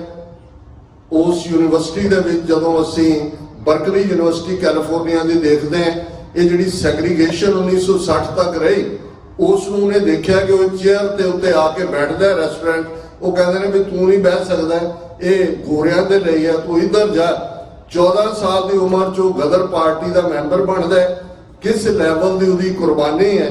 19 ਸਾਲ ਦੀ ਉਮਰ ਦੇ ਵਿੱਚ ਅੱਜ ਦੇ ਦਿਨ ਜਿਹੜਾ 16 ਨਵੰਬਰ 1915 ਦਾ ਮੁਕਾਮ ਹੈ ਕਰਤਾਰ ਸਿੰਘ ਸਰਾਭਾ, ਜਿਸ ਨੇ ਜਿਹੜੇ ਲਫ਼ਜ਼ ਕਹੇ, ਗਦਰ ਗੂੰਜਾ ਪਬਲਿਕੇਸ਼ਨ ਇੱਥੋਂ ਹੀ ਸੀ। ਤੁਹਾਡੇ ਜੋ ਕਿਸੇ ਨੂੰ ਕਦੇ ਸਟਾਕਟਨ ਜਾਣ ਦਾ ਮੌਕਾ ਮਿਲੇ ਤੇ ਜਿਹੜਾ ਸਭ ਤੋਂ ਪੁਰਾਣਾ ਅਮਰੀਕਾ ਦਾ ਗੁਰਦੁਆਰਾ ਸਾਹਿਬ ਹੈ 1912-13 ਦੇ ਵਿੱਚ, ਜਿਸ ਦੀ ਫਾਊਂਡੇਸ਼ਨ ਸੰਤ ਤੇਜਾ ਸਿੰਘ ਜਿਹੜੇ ਸੰਤ ਅਤਰ ਸਿੰਘ ਮਸਤੂਆਣੇ ਵਾਲਿਆਂ ਵੱਲੋਂ, ਜਿਨ੍ਹਾਂ ਨੂੰ ਹਾਰਵਰਡ ਦੇ ਵਿੱਚ ਕੋਲੰਬੀਆ ਦੇ ਵਿੱਚ ਉਹਨਾਂ ਨੇ ਪੜ੍ਹਾਈ ਕੀਤੀ, ਲੇਕਿਨ ਜੋ ਚੈਲੰਜਸ ਸਨ ਵਿੱਚ ਹੀ ਪੜ੍ਹਾਈ ਛੱਡ ਕੇ ਉਹ ਕੈਨੇਡਾ ਗਏ। ਮੈਂ ਅਕਸਰ ਕੈਨੇਡਾ ਦੀਆਂ ਸੰਗਤਾਂ ਨੂੰ ਕਹਿੰਦਾ ਵੀ ਸ਼ੁਕਰਗੁਜ਼ਾਰ ਹੋਇਆ ਕਰੋ ਸੰਤ ਤੇਜਾ ਸਿੰਘ ਔਰ ਉਸ ਦੌਰ ਦੇ ਲੋਕਾਂ ਦੇ। ਇੱਕ ਸਟੇਜ ਦੇ ਉੱਤੇ ਬ੍ਰਿਟਿਸ਼ ਨੇ ਫੈਸਲਾ ਕਰ ਲਿਆ ਸੀ ਕਿ ਸਾਰੇ ਕੈਨੇਡਾ ਦੇ, ਉਦੋਂ ਬ੍ਰਿਟਿਸ਼ ਕੋਲੰਬੀਆ ਦੀ ਅਜੇ ਸਿੱਖ ਸਨ, ਇਕੱਠੇ ਕਰਕੇ ਇਹਨਾਂ ਨੂੰ ਹੌਂਡੂਰਸ ਭੇਜ ਦੇਣਾ। ਔਰ ਪੂਰੀ ਪਲੈਨਿੰਗ ਜਾਂ ਦੂਜੀ ਸੀ। ਸੰਤ ਤੇਜਾ ਸਿੰਘ ਆਏ, ਇਹ ਸਾਰਿਆਂ ਨੂੰ ਚੈਲੰਜ ਕੀਤਾ, ਨਹੀਂ ਤਾਂ ਹੌਂਡੂਰਸ ਦੇ ਵਿੱਚ ਜਿਹੜਾ ਉਹ ਜਾ ਕੇ ਐਂਡ ਹੋਣਾ ਸੀ। ਔਰ ਸੰਤ ਤੇਜਾ ਸਿੰਘ ਹੀ ਨੇ ਜਿਨ੍ਹਾਂ ਨੇ ਇਹ ਸਭ ਤੋਂ ਪੁਰਾਣਾ ਗੁਰਦੁਆਰਾ ਸਾਹਿਬ ਜਿਹੜਾ 1913 ਦੇ ਵਿੱਚ, ਜਿਸ ਦਾ ਨਾਮ Pacific cost Khalsa Diwan society Stockton ਹੈ, ਇਹ ਵੀ ਉਹਨਾਂ ਦਾ ਡ੍ਰੀਮ ਸੀ। ਪਹਿਲਾ ਗੁਰਦੁਆਰਾ ਵੈਸਟਮਿਨਿਸਟਰ ਬ੍ਰਿਟਿਸ਼ ਕੋਲੰਬੀਆ 'ਚ ਬਣਾਇਆ, ਉਹਦਾ ਨਾਮ ਵੀ ਜਿਹੜਾ ਉਹ ਪੈਸੀਫਿਕ ਕੋਸਟ ਦੀ ਥਾਂ ਤੇ ਖਾਲਸਾ ਦੀਵਾਨ ਸੁਸਾਇਟੀ ਹੈ। ਉਹਨਾਂ ਦਾ ਸੀ ਕਿ ਨਾ ਖਾਲਸਾ ਦੀਵਾਨ ਸੁਸਾਇਟੀ ਹੋਏ ਤੇ ਜਿੰਨੇ ਗੁਰਦੁਆਰੇ ਬਣਨਗੇ ਉਹ ਫਿਰ ਆਪਣੇ ਟਾਊਨ ਦਾ ਨਾਂ ਉਹਦੇ ਨਾਲ ਜੋੜ ਕੇ ਰੱਖ ਸਕਦੇ ਨੇ। ਔਰ ਕਰਤਾਰ ਸਿੰਘ ਸਰਾਭਾ, ਬਾਬਾ ਸੋਹਣ ਸਿੰਘ ਭਕਨਾ, ਬਾਬਾ ਵਿਸਾਖਾ ਸਿੰਘ, ਇਹ ਕੋਈ ਛੋਟੇ ਕਰੈਕਟਰ ਨਹੀਂ ਨੇ। ਇਹ ਵੱਖਰੀ ਕਹਾਣੀ ਹੈ ਕਿ ਜਿਨ੍ਹਾਂ ਦੇ ਹੱਥ ਪੋਲੀਟੀਕਲ ਪਾਵਰ ਆਈ, ਉਹਨਾਂ ਨੇ ਨਾ ਗਦਰੀ ਬਾਬਿਆਂ ਦੀ ਕੁਰਬਾਨੀ ਨੂੰ ਰੈਕਗਨਾਈਜ਼ ਕੀਤਾ, ਉਹਨਾਂ ਦੇ ਲਈ ਕਰਤਾਰ ਔਰ ਜੇ ਭਗਤ ਸਿੰਘ ਜਿਸ ਨੂੰ ਲਾਰਜਰ ਦੈਨ ਲਾਈਫ ਬਣਾਇਆ ਮਾਡਰਨ ਹਾਕਮਾਂ ਨੇ ਵੀ ਉਹਨਾਂ ਨੂੰ ਸੂਟ ਕਰਦਾ। ਇੱਕ ਵੱਖਰਾ ਟੌਪਿਕ ਹੈ ਕਿਉਂ ਸੂਟ ਕਰਦਾ। ਪਰ ਭਗਤ ਸਿੰਘ ਦੀ ਟੇਬਲ ਦੇ ਉੱਤੇ ਤੇ ਕਰਤਾਰ ਸਿੰਘ ਸਰਾਭੇ ਦੀ ਤਸਵੀਰ ਪਈ ਹੈ ਤੇ ਉਹਦੀਆਂ ਉਹ ਲਾਈਨਾਂ ਲਿਖੀਆਂ ਹੋਈਆਂ ਉਹਦੇ ਸਾਹਮਣੇ ਨੇ ਕਿ ਸੇਵਾ ਦੇਸ਼ ਦੀ ਜ਼ਿੰਦਗੀ ਹੈ ਬੜੀ ਔਖੀ, ਗੱਲਾਂ ਕਰਨੀਆਂ ਢੇਰ ਸੁਖਲੀਆਂ ਨੇ, ਜਿਨ੍ਹਾਂ ਦੇਸ਼ ਸੇਵਾ ਵੱਲ ਪੈਰ ਪਾਇਆ ਉਹਨਾਂ ਲੱਖ ਮੁਸੀਬਤਾਂ ਝੱਲੀਆਂ ਨੇ। ਪਰ ਜਿਹੜਾ ਸਿੱਖੀ ਨਾਲ ਜੁੜਿਆ ਹੋਇਆ ਹੈ ਉਹ ਹਾਕਮਾਂ ਨੂੰ ਪਸੰਦ ਨਹੀਂ ਹੈ। 19 ਸਾਲ ਦੀ ਉਮਰ, ਹੁਣ Kartar Singh Sarabha Lahore conspiracy case 1, Lahore conspiracy case 2 trial ਚੱਲਦਾ ਹੈ। ਜੱਜ ਦੇਖਦਾ ਹੈ ਵੀ ਗੱਭਰੂ 17-18 ਸਾਲਾਂ ਦਾ ਟ੍ਰਾਇਲ ਚੱਲ ਰਿਹਾ ਹੈ, ਉਹ ਮੁਆਫ ਕਰਨਾ ਚਾਹੁੰਦਾ ਹੈ ਜਾਂ ਉਮਰ ਕੈਦ ਕਰਨਾ ਚਾਹੁੰਦਾ ਹੈ। ਉਹ ਖਲੋ ਕੇ ਕਹਿੰਦਾ ਸੀ ਤੁਹਾਨੂੰ ਮੰਨਦੇ ਹੀ ਨਹੀਂ, ਅਸੀਂ ਤੁਹਾਡਾ ਕੋਈ ਜਸਟਿਸ, ਤੁਹਾਡੇ ਇੱਕੋ ਹੀ ਮੰਗ ਹੈ ਇੱਥੋਂ ਤੁਸੀਂ ਨਿਕਲੋ ਬਾਹਰ। ਔਰ 19 ਸਾਲ ਦੀ ਉਮਰ 'ਚ ਕਰਤਾਰ ਸਿੰਘ ਸਰਾਭਾ ਫਾਂਸੀ ਦੇ ਰੱਸੇ ਨੂੰ ਚੁੰਮਦੇ ਨੇ। ਪਰ ਜਿਵੇਂ ਜਦੋਂ ਅਸੀਂ ਭਾਈ ਬੇਅੰਤ ਸਿੰਘ, ਸਤਵੰਤ ਸਿੰਘ, ਭਾਈ ਕੇਰ ਸਿੰਘ ਉਹਨਾਂ ਦਾ ਜ਼ਿਕਰ ਕਰਦੇ ਹਾਂ, ਜਾਂ ਭਾਈ ਹਰਜਿੰਦਰ ਸਿੰਘ ਜਿੰਦਾ, ਭਾਈ ਸੁਖਦੇਵ ਸਿੰਘ ਸੁੱਖਾ ਦੇ ਮਹਾਨ ਕਾਰਨਾਮਿਆਂ ਦੀ ਗੱਲ ਕਰਦੇ ਹਾਂ, ਤੇ ਮੈਂ ਅਕਸਰ ਇੱਕ ਜੁਮਲਾ ਦੁਹਰਾਉਂਦਾ ਕਿ ਇਹਨਾਂ ਅਜੋਕੇ ਦੌਰ ਦੇ ਸਾਡੇ ਬਹਾਦਰ ਯੋਧਿਆਂ ਨੇ ਇਹ ਸਾਬਤ ਕੀਤਾ ਕਿ ਭਾਈ ਸੁੱਖਾ ਸਿੰਘ, ਮਤਾਬ ਸਿੰਘ ਦੇ ਵਾਰਸਾਂ ਦੀ ਲੜੀ ਅਜੇ ਟੁੱਟੀ ਨਹੀਂ। ਜੇ ਕਰਤਾਰ ਸਿੰਘ ਸਰਾਭਾ 19 ਸਾਲ ਦੀ ਉਮਰ ਦਾ ਛਾਲ ਮਾਰ ਕੇ ਉੱਤੇ ਤਖਤੇ ਤੇ ਚੜ੍ਹਦੇ ਤੇ ਆ ਉਹੀ ਵਰਤਾਰਾ ਸਾਡੀ ਜਨਰੇਸ਼ਨ ਨੇ 9 ਅਕਤੂਬਰ 1992 ਨੂੰ ਆਪਣੀਆਂ ਅੱਖਾਂ ਸਾਹਮਣੇ ਦੇਖਿਆ। ਕਦੇ ਮੌਕਾ ਬਣੇ ਹਰਜਿੰਦਰ ਸਿੰਘ ਜਿੰਦਾ, ਸੁਖਦੇਵ ਸਿੰਘ ਸੁੱਖਾ ਦੇ ਜੇਲ੍ਹ ਚੋਂ ਲਿਖੇ ਪੱਤਰ ਦੇਖੋ, ਉਹਨਾਂ ਦੇ ਅਖੀਰਲੀ ਵਿਸ਼, ਉਹਨਾਂ ਦਾ ਜੱਜ ਦੇ ਸਾਹਮਣੇ ਜਾ ਕੇ ਬਿਆਨੀਆਂ, ਉਹਨਾਂ ਦਾ ਜਲਾਦ ਦੇ ਨਾਲ ਜਿਹੜਾ ਇਹ ਫਰੇਜ਼ ਹੈ ਮੌਤ ਨੂੰ ਕਲੋਲਾਂ ਕਰਨੀ ਹੈ। ਜੇ ਸਮਝਣਾ ਹੋਏ ਵੀ ਕਲੋਲ ਦਾ ਮਤਲਬ ਕੀ ਹੈ, ਐਪਰੋਪਰੀਏਟ ਅੰਗਰੇਜ਼ੀ ਲਫ਼ਜ਼ ਤਾਂ ਮੈਨੂੰ ਨਹੀਂ ਮਿਲਿਆ ਇਹਦਾ, ਪਰ ਜੇ ਕਲੋਲ ਦਾ ਮਤਲਬ ਸਮਝਣਾ ਤੇ ਫਿਰ ਕਰਤਾਰ ਸਿੰਘ ਸਰਾਭੇ ਦੀ ਜ਼ਿੰਦਗੀ ਉਹ ਤਾਂ 1 ਸਦੀ ਪਹਿਲਾਂ ਦੀ ਹੈ। ਜਿੰਦਾ ਸੁੱਖਾ ਤੇ ਸਾਡੇ ਹਾੜ ਦੇ ਨੇ, ਸਾਡੇ ਵਾਂਗ ਇਵੇਂ ਹੀ ਕਮੀਜ਼ਾਂ ਪੈਂਟਾਂ ਪਹਿਰਾਵਾ, ਉਹੀ ਪਰਿਵਾਰਾਂ ਦੇ ਵਿੱਚ ਹੱਸਣ ਖੇਡਣ ਵਾਲੇ, ਉਸ ਕਿਸਮ ਦੇ। ਕੋਈ ਇਹ ਨਹੀਂ ਕਿ ਕੋਈ ਹਿਮਾਲਿਆ ਤੋਂ ਉਤਰ ਕੇ ਆਇਆ, ਕੋਈ ਸ਼ਿਵਾਲਿਕ ਤੋਂ ਉਤਰ ਕੇ ਆਇਆ, ਪਰ ਉਹਨਾਂ ਨੇ ਸਿੱਖੀ ਦੇ ਭਾਵ ਨੂੰ ਸਮਝਿਆ, ਗੁਰੂ ਤੇਗ ਬਹਾਦਰ ਸਾਹਿਬ ਦੀ ਵਿਚਾਰਧਾਰਾ ਨੂੰ ਸਮਝਿਆ। ਭੈ ਕਾਹੂ ਕੋ ਦੇਤ ਨੈ ਭੈ ਮਾਨਤਾਨ, ਡਰ ਦੇਣਾ ਨਹੀਂ ਹੈ, ਮੰਨਣਾ ਨਹੀਂ ਹੈ। ਉਹਨਾਂ ਨੇ 20ਵੀਂ ਸਦੀ ਦੇ ਮਹਾਨ ਯੋਧੇ ਸੰਤ ਸਿਪਾਹੀ ਸੰਤ ਨੈਲ ਸਿੰਘ ਖਾਲਸਾ ਪਿੰਡਾਂ ਵਾਲਿਆਂ ਦੀ ਸੰਗਤ ਮਾਣੀ, ਜਿਨ੍ਹਾਂ ਨੇ ਇਹ ਯਾਦ ਦਹਾਨੀ ਕਰਵਾਈ ਕਿ ਖਾਲਸਾ ਜੀ ਸ਼ਹੀਦਾਂ ਦੇ ਖੂਨ ਦਾ ਹੱਕ ਲੈਣਾ, ਜਿਨ੍ਹਾਂ ਨੇ ਯਾਦ ਦਹਾਨੀ ਕਰਵਾਈ ਕਿ ਤੁਸੀਂ ਸ਼ੇਰਾਂ ਦੇ ਪੁੱਤਰ ਧੀਆਂ ਹੋ, ਸ਼ੇਰ ਸ਼ੇਰਨੀਆਂ ਹੋ, ਤੁਸੀਂ ਕਾਇਰਾਂ ਵਾਂਗ ਗੁਲਾਮਾਂ ਵਾਲਾ ਜੀਵਨ ਇਹ ਸਾਨੂੰ ਕਬੂਲ ਨਹੀਂ ਹੈ। ਔਰ ਉਹਨਾਂ ਦੀਆਂ ਕਿੰਨੀਆਂ ਰਿਪੀਟਡ ਕਿੰਨੀਆਂ ਕੋਟਸ ਨੇ ਕਿ ਅਸੀਂ ਇਹਨਾਂ ਦੇ ਨਾਲ ਰਹਿਣਾ ਚਾਹੁੰਦੇ ਪਰ ਬਰਾਬਰ ਦੇ ਸ਼ਹਿਰੀ ਬਣ ਕੇ। ਜਿਸ ਦਿਨ ਭਾਰਤੀ ਫੌਜ ਦੇ ਪੈਰ ਦਰਬਾਰ ਸਾਹਿਬ ਦੀ ਹਦੂਦ ਵਿੱਚ ਪਏ, ਖਾਲਿਸਤਾਨ ਦੀ ਨੀਂਹ ਰੱਖੀ ਜਾਵੇਗੀ। ਜਦੋਂ ਅਸੀਂ 41 ਵਰੇ ਬਾਅਦ ਜੂਨ 84 ਤੋਂ ਅੱਜ ਦੇ ਇਸ ਮੌਕੇ ਦੇ ਉੱਤੇ ਵੀ ਗੱਲ ਕਰ ਰਹੇ ਹਾਂ, ਕੋਈ ਵੀ ਜਿਹੜਾ ਜੈਨੂਨ, ਕੋਈ ਜ਼ਰੂਰੀ ਨਹੀਂ ਹੈ ਵੀ ਹਰ ਇੱਕ ਨੇ ਖਾਲਿਸਤਾਨ ਜ਼ਿੰਦਾਬਾਦ ਦੇ ਨਾਰੇ ਲਾਉਣੇ ਨੇ ਤਾਂ ਹੀ ਉਹ ਪੱਕਾ ਖਾਲਿਸਤਾਨੀ ਹੈ। ਤੁਸੀਂ ਸਾਰੇ ਗੁਰੂ ਕੇ ਸਿੰਘ ਸਿੰਘਣੀ ਹੈ। ਇਹ ਸਵਾਲ ਆਪਣੇ ਆਪ ਨੂੰ ਵੀ ਪੁੱਛੋ ਕਿ ਇਹਨਾਂ 41 ਵਰਿਆਂ 'ਚ ਕੀ ਬਦਲਿਆ ਭਾਰਤੀ ਨਿਜ਼ਾਮ ਦਾ, ਜਿਸ ਤੋਂ ਸਿੱਖ ਇਹ ਕਹਿ ਸਕਣ ਕਿ ਨਹੀਂ ਚਲੋ ਖਾਲਿਸਤਾਨ ਤੋਂ ਘੱਟ ਸਾਡਾ ਕਿਸੇ ਗੱਲ ਤੇ ਗੁਜ਼ਾਰਾ ਹੋ ਸਕਦਾ। ਵੱਧ ਤੋਂ ਬਦਤਰ ਵਰਸਟ ਤੋਂ ਵਰਸਟ ਸਿਚੁਏਸ਼ਨ। ਉਹਨਾਂ ਨੇ ਇਹ ਲੜਾਈ ਕੱਲੀ ਉੱਥੋਂ ਤੱਕ ਨਹੀਂ ਸੀ ਮਹਿਦੂਦ ਰੱਖੀ। ਆ ਪਿਛਲੇ 3 ਸਾਲਾਂ 'ਚ ਅਸੀਂ ਦੇਖਦੇ ਆ ਬ੍ਰਿਟਿਸ਼ ਇੰਟੈਲੀਜੈਂਸ ਦੀ ਇੱਕ ਰਿਪੋਰਟ ਸਾਹਮਣੇ ਆਈ ਕਿ ਕੈਨੇਡਾ ਨੂੰ ਬ੍ਰਿਟਿਸ਼ ਇੰਟੈਲੀਜੈਂਸ ਨੇ ਬਰੀਫ ਕੀਤਾ। ਉਹਨਾਂ ਦਾ ਇੱਕ ਹੀਅਰਿੰਗ ਸੈਂਟਰ ਸੀ, ਉਹਦੇ 'ਚ ਉਹਨਾਂ ਨੇ ਦੇਖਿਆ ਕਿ ਅਜੀਤ ਡੋਵਾਲ ਜਿਹੜਾ ਉਹ ਕਮਿਊਨੀਕੇਟ ਕਰ ਰਿਹਾ ਸੀ ਕਿ 3 ਸਾਡੇ ਟਾਰਗੇਟ ਨੇ ਐਲੀਮੀਨੇਟ ਕਰਨੇ ਨੇ। ਅਵਤਾਰ ਸਿੰਘ ਖੰਡਾ ਬਰਮਿੰਗਮ UK ਦੇ ਵਿੱਚ, ਹਰਦੀਪ ਸਿੰਘ ਨਿੱਜਰ ਸਰੀ ਦੇ ਵਿੱਚ, ਗੁਰਬਖਸ਼ ਸਿੰਘ ਪੰਨੂ ਨਿਊਯਾਰਕ ਦੇ ਵਿੱਚ। 2 ਨੂੰ ਉਹ ਐਲੀਮੀਨੇਟ ਕਰਨ 'ਚ ਕਾਮਯਾਬ ਰਹੇ, ਪਰ ਅਮਰੀਕਾ ਦੀਆਂ ਏਜੰਸੀਆਂ ਦੀ ਮੁਸਤੈਦੀ ਨੇ ਗੁਰਬਖਸ਼ ਸਿੰਘ ਪੰਨੂ ਔਰ ਫਿਰ ਜਿਹੜਾ ਨਿਖਲ ਗੁਪਤਾ ਜਿਹਦੇ ਤੇ ਹੁਣ ਟ੍ਰਾਇਲ ਚੱਲਣਾ ਹੈ 15 ਨਵੰਬਰ ਨੂੰ, ਉਹਨੂੰ ਉਹਨਾਂ ਦਾ ਜਿਹੜਾ ਹੈਂਡਲਰ ਹੈ ਉਹ ਕਹਿ ਰਿਹਾ we have dozens of more people those have to be eliminated. So ਇੱਕ ਪਾਸੇ ਤਾਂ ਸਾਡਾ ਦੁਸ਼ਮਣ ਦਿੱਲੀ ਤਖਤ ਤੇ ਬੈਠਾ, ਉਸ ਲੜਾਈ ਨੂੰ ਸਾਡੀਆਂ ਬਰੂਹਾਂ ਤੇ ਲੈ ਆਇਆ। ਅੱਜ ਅਸੀਂ ਆਜ਼ਾਦੀ ਦੇ ਨਾਲ ਇਹਨਾਂ ਮੁਲਕਾਂ ਦੇ ਵਿੱਚ ਵੀ ਆਪਣੀ ਗੱਲ ਨਹੀਂ ਕਰ ਸਕਦੇ। ਹਾਲਾਂਕਿ ਸਾਡਾ ਮੁੱਢਲਾ ਹੱਕ ਹੈ ਕਿ ਅਸੀਂ ਆਜ਼ਾਦੀ ਦੇ ਨਾਲ, ਇਹ UN ਚਾਰਟਰ ਸਾਨੂੰ ਹੱਕ ਦਿੰਦਾ ਹੈ ਜਿਹਦੇ ਥੱਲੇ ਫ੍ਰੀडम ਆਫ ਐਕਸਪ੍ਰੈਸ਼ਨ ਹੈ। ਲੇਕਿਨ ਅਸੀਂ America, Canada, UK, Australia, New Zealand, 5 eyes countries ਜਿਹੜੇ ਇੰਟੈਲੀਜੈਂਸ ਸ਼ੇਅਰਿੰਗ ਕਰਦੇ ਨੇ 1945 ਤੋਂ, ਉਹਨਾਂ ਦੇ ਸਾਹਮਣੇ ਆਇਆ ਕਿ ਸਾਡੇ ਨਾਲ ਕੀ ਵਾਪਰ ਰਿਹਾ। ਤੁਸੀਂ ਲੇਟਲੀ ਪੰਜਾਬ ਯੂਨੀਵਰਸਿਟੀ ਚੰਡੀਗੜ੍ਹ ਉਹਨਾਂ ਬੱਚਿਆਂ ਦੀ ਰੈਜ਼ਿਸਟੈਂਸ ਨੂੰ ਦੇਖ ਰਹੇ ਹੋ। ਬਹੁਤ ਵਾਰ ਇਹ ਠੀਕ ਹੈ, ਕੁਝ ਸਾਡੇ ਵੀਰ ਭੈਣਾਂ ਨਿਰਾਸ਼ ਵੀ ਹੁੰਦੇ ਨੇ ਕੁਝ ਹਾਲਾਤਾਂ ਤੋਂ, ਪਰ ਬਹੁਤ ਵਾਰ ਸਾਨੂੰ ਫਖਰ ਵੀ ਮਹਿਸੂਸ ਹੁੰਦਾ ਹੈ। ਜਿਵੇਂ ਭਾਈ ਦਲਜੀਤ ਸਿੰਘ ਹੋਰਾਂ ਨੇ ਜ਼ਿਕਰ ਕੀਤਾ ਹੈ, ਕੈਟਾਲਿਸਟ ਲਫ਼ਜ਼ ਨੂੰ ਉਹਨਾਂ ਨੇ ਬਿਆਨ ਦਿਆ ਕਿ ਉਹ ਭਾਵਨਾ ਉੱਥੇ ਹੈ। ਸਤਿਗੁਰਾਂ ਦੀ ਇੰਨੀ ਕਮਾਈ ਹੈ ਪੰਜਾਬ ਦੀ ਧਰਤੀ ਦੇ ਉੱਤੇ, ਉੱਥੋਂ ਬਲਕਾਰ ਯੋਧਿਆਂ ਦੀ ਫਸਲ ਨੇ ਹੋਣੇ, ਸਿਰ ਦੇਣ ਵਾਲਿਆਂ ਦੀ ਕਦੇ ਕਮੀ ਨਹੀਂ ਹੋਣੀ।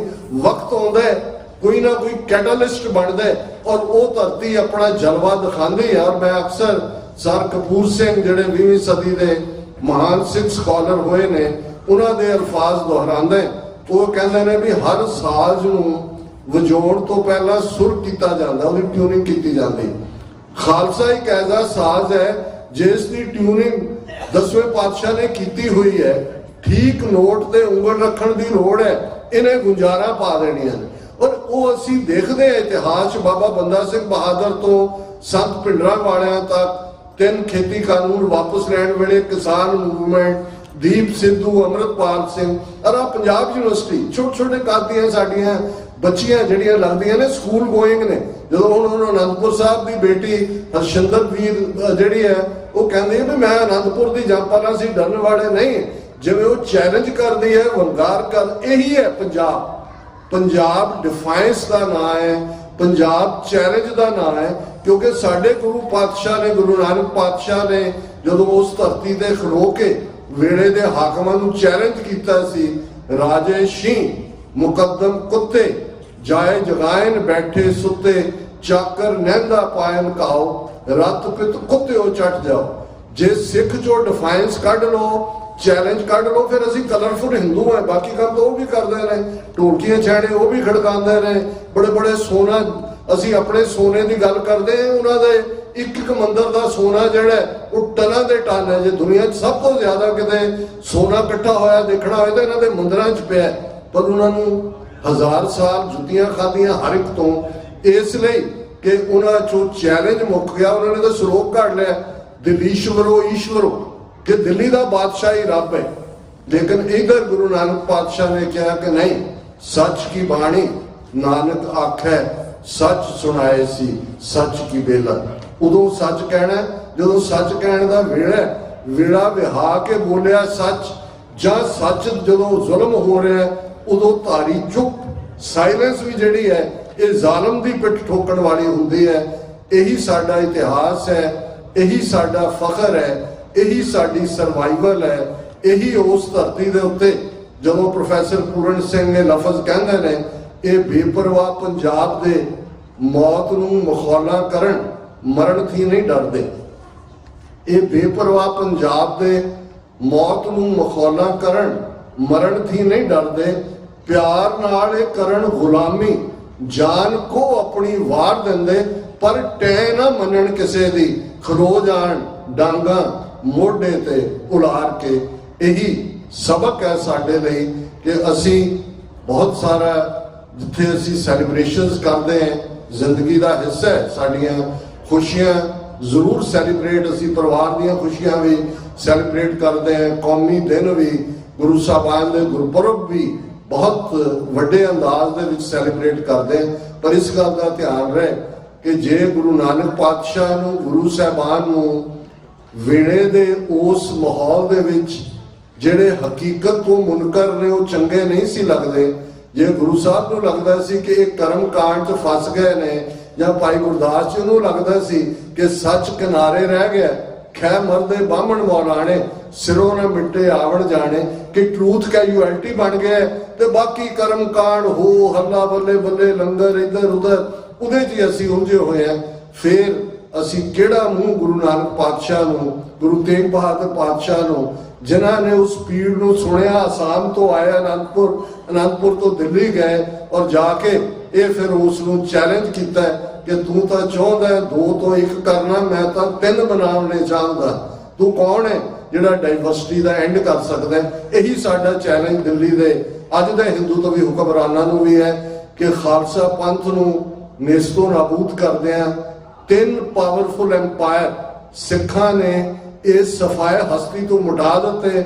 ਉਹ ਮੁਗਲਿਆ ਐਮਪਾਇਰ ਹੋਏ, ਉਹ ਦਰਾ ਖੈਬਰ ਪਾਰ ਦੇ ਧਾੜਵੀ ਅਫਗਾਨ ਹੋਣ, ਤੇ ਜਾਂ ਉਹ ਬ੍ਰਿਟਿਸ਼ ਕਲੋਨੀਅਲਸ ਜਿਨ੍ਹਾਂ ਬਾਰੇ ਕਹਿੰਦੇ ਸੀ ਕਿ ਇਹਨਾਂ ਦੇ ਰਾਜ 'ਚ ਸੂਰਜ ਕਦੇ ਛੁਪਦਾ ਨਹੀਂ ਹੈ, ਉਹਨਾਂ ਦੀ ਸਫ ਬਲੇਟੀ ਹੋਈ ਹੈ।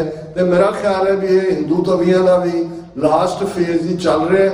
ਇਹਨਾਂ ਨੇ ਸਾਡਾ ਦਰਬਾਰ ਸਾਹਿਬ ਟਾਰਗੇਟ ਕੀਤਾ ਹੈ। ਅੱਜ ਇਹ ਲੜਾਈ ਸਾਡੀਆਂ ਬਰੂਹਾਂ ਤੇ ਲੈ ਆਏ ਨੇ, ਉਹ ਦਿਨ ਦੂਰ ਨਹੀਂ ਜਦੋਂ ਬਹੁਤ ਜਲਦ ਜੋ ਇੰਟਰਨੈਸ਼ਨਲ ਹਾਲਾਤ ਬਣ ਰਹੇ ਨੇ, ਸਾਡਾ ਖਿੱਤਾ ਇਸ ਵੇਲੇ ਫੋਕਸ ਹੈ ਔਰ ਬਹੁਤ ਜਲਦ ਦਰਿਆਏ ਜਮਨਾ ਤੋਂ ਵਾਘਾ ਤੱਕ ਇੰਡੀਪੈਂਡੈਂਟ ਸੋਵਰਨ ਨੇਸ਼ਨ ਖਾਲਿਸਤਾਨ ਇੱਕ ਹਕੀਕਤ ਹੋਏਗਾ। ਦੁਨੀਆ ਦੇ 193 ਮੁਲਕਾਂ ਦੇ ਝੰਡੇ ਜਿਹੜੇ ਨਿਊਯਾਰਕ UN ਹੈੱਡਕੁਆਰਟਰ ਦੇ ਬਾਹਰ ਝੂਲਦੇ ਨੇ, ਉਸ ਦੇ ਨਾਲ ਖਾਲਿਸਤਾਨ ਦਾ ਝੰਡਾ ਵੀ ਝੂਲੇਗਾ। ਇਹ ਔਰ ਪੁਰਾਤਨ ਸਿੰਘਾਂ ਦਾ ਜੋ ਅੱਜ ਸਾਡੇ ਜੁਝਾਰੂਆਂ ਦਾ ਭਾਈ ਜਗਤਾਰ ਸਿੰਘ ਹਵਾਰਾ ਤਿਹਾੜ ਜੇਲ੍ਹ 'ਚ ਹੋਣ, ਭਾਈ ਰਾਜੋਆਣਾ ਪਟਿਆਲਾ ਜੇਲ੍ਹ 'ਚ ਹੋਣ, ਜਾਂ ਦਰਜਨਾਂ ਹੋਰ ਸਾਡੇ ਉਹ ਯੋਧੇ, सच साबित होगा दिल्ली तख्त पर बहेगी, आप गुरु की फौज छतर चुनेंगे शीश पर, बड़ी करेगी मौज, किसी भी भुल चुकनी माफी। वाहिगुरु जी का खालसा, वाहिगुरु जी की फतेह। बहुत बहुत धन्यवाद डॉक्टर साहब होना दा। डॉक्टर साहब ने गुरुद्वारा सिंह सभा की संगत वालों सरोपा दिते जाने।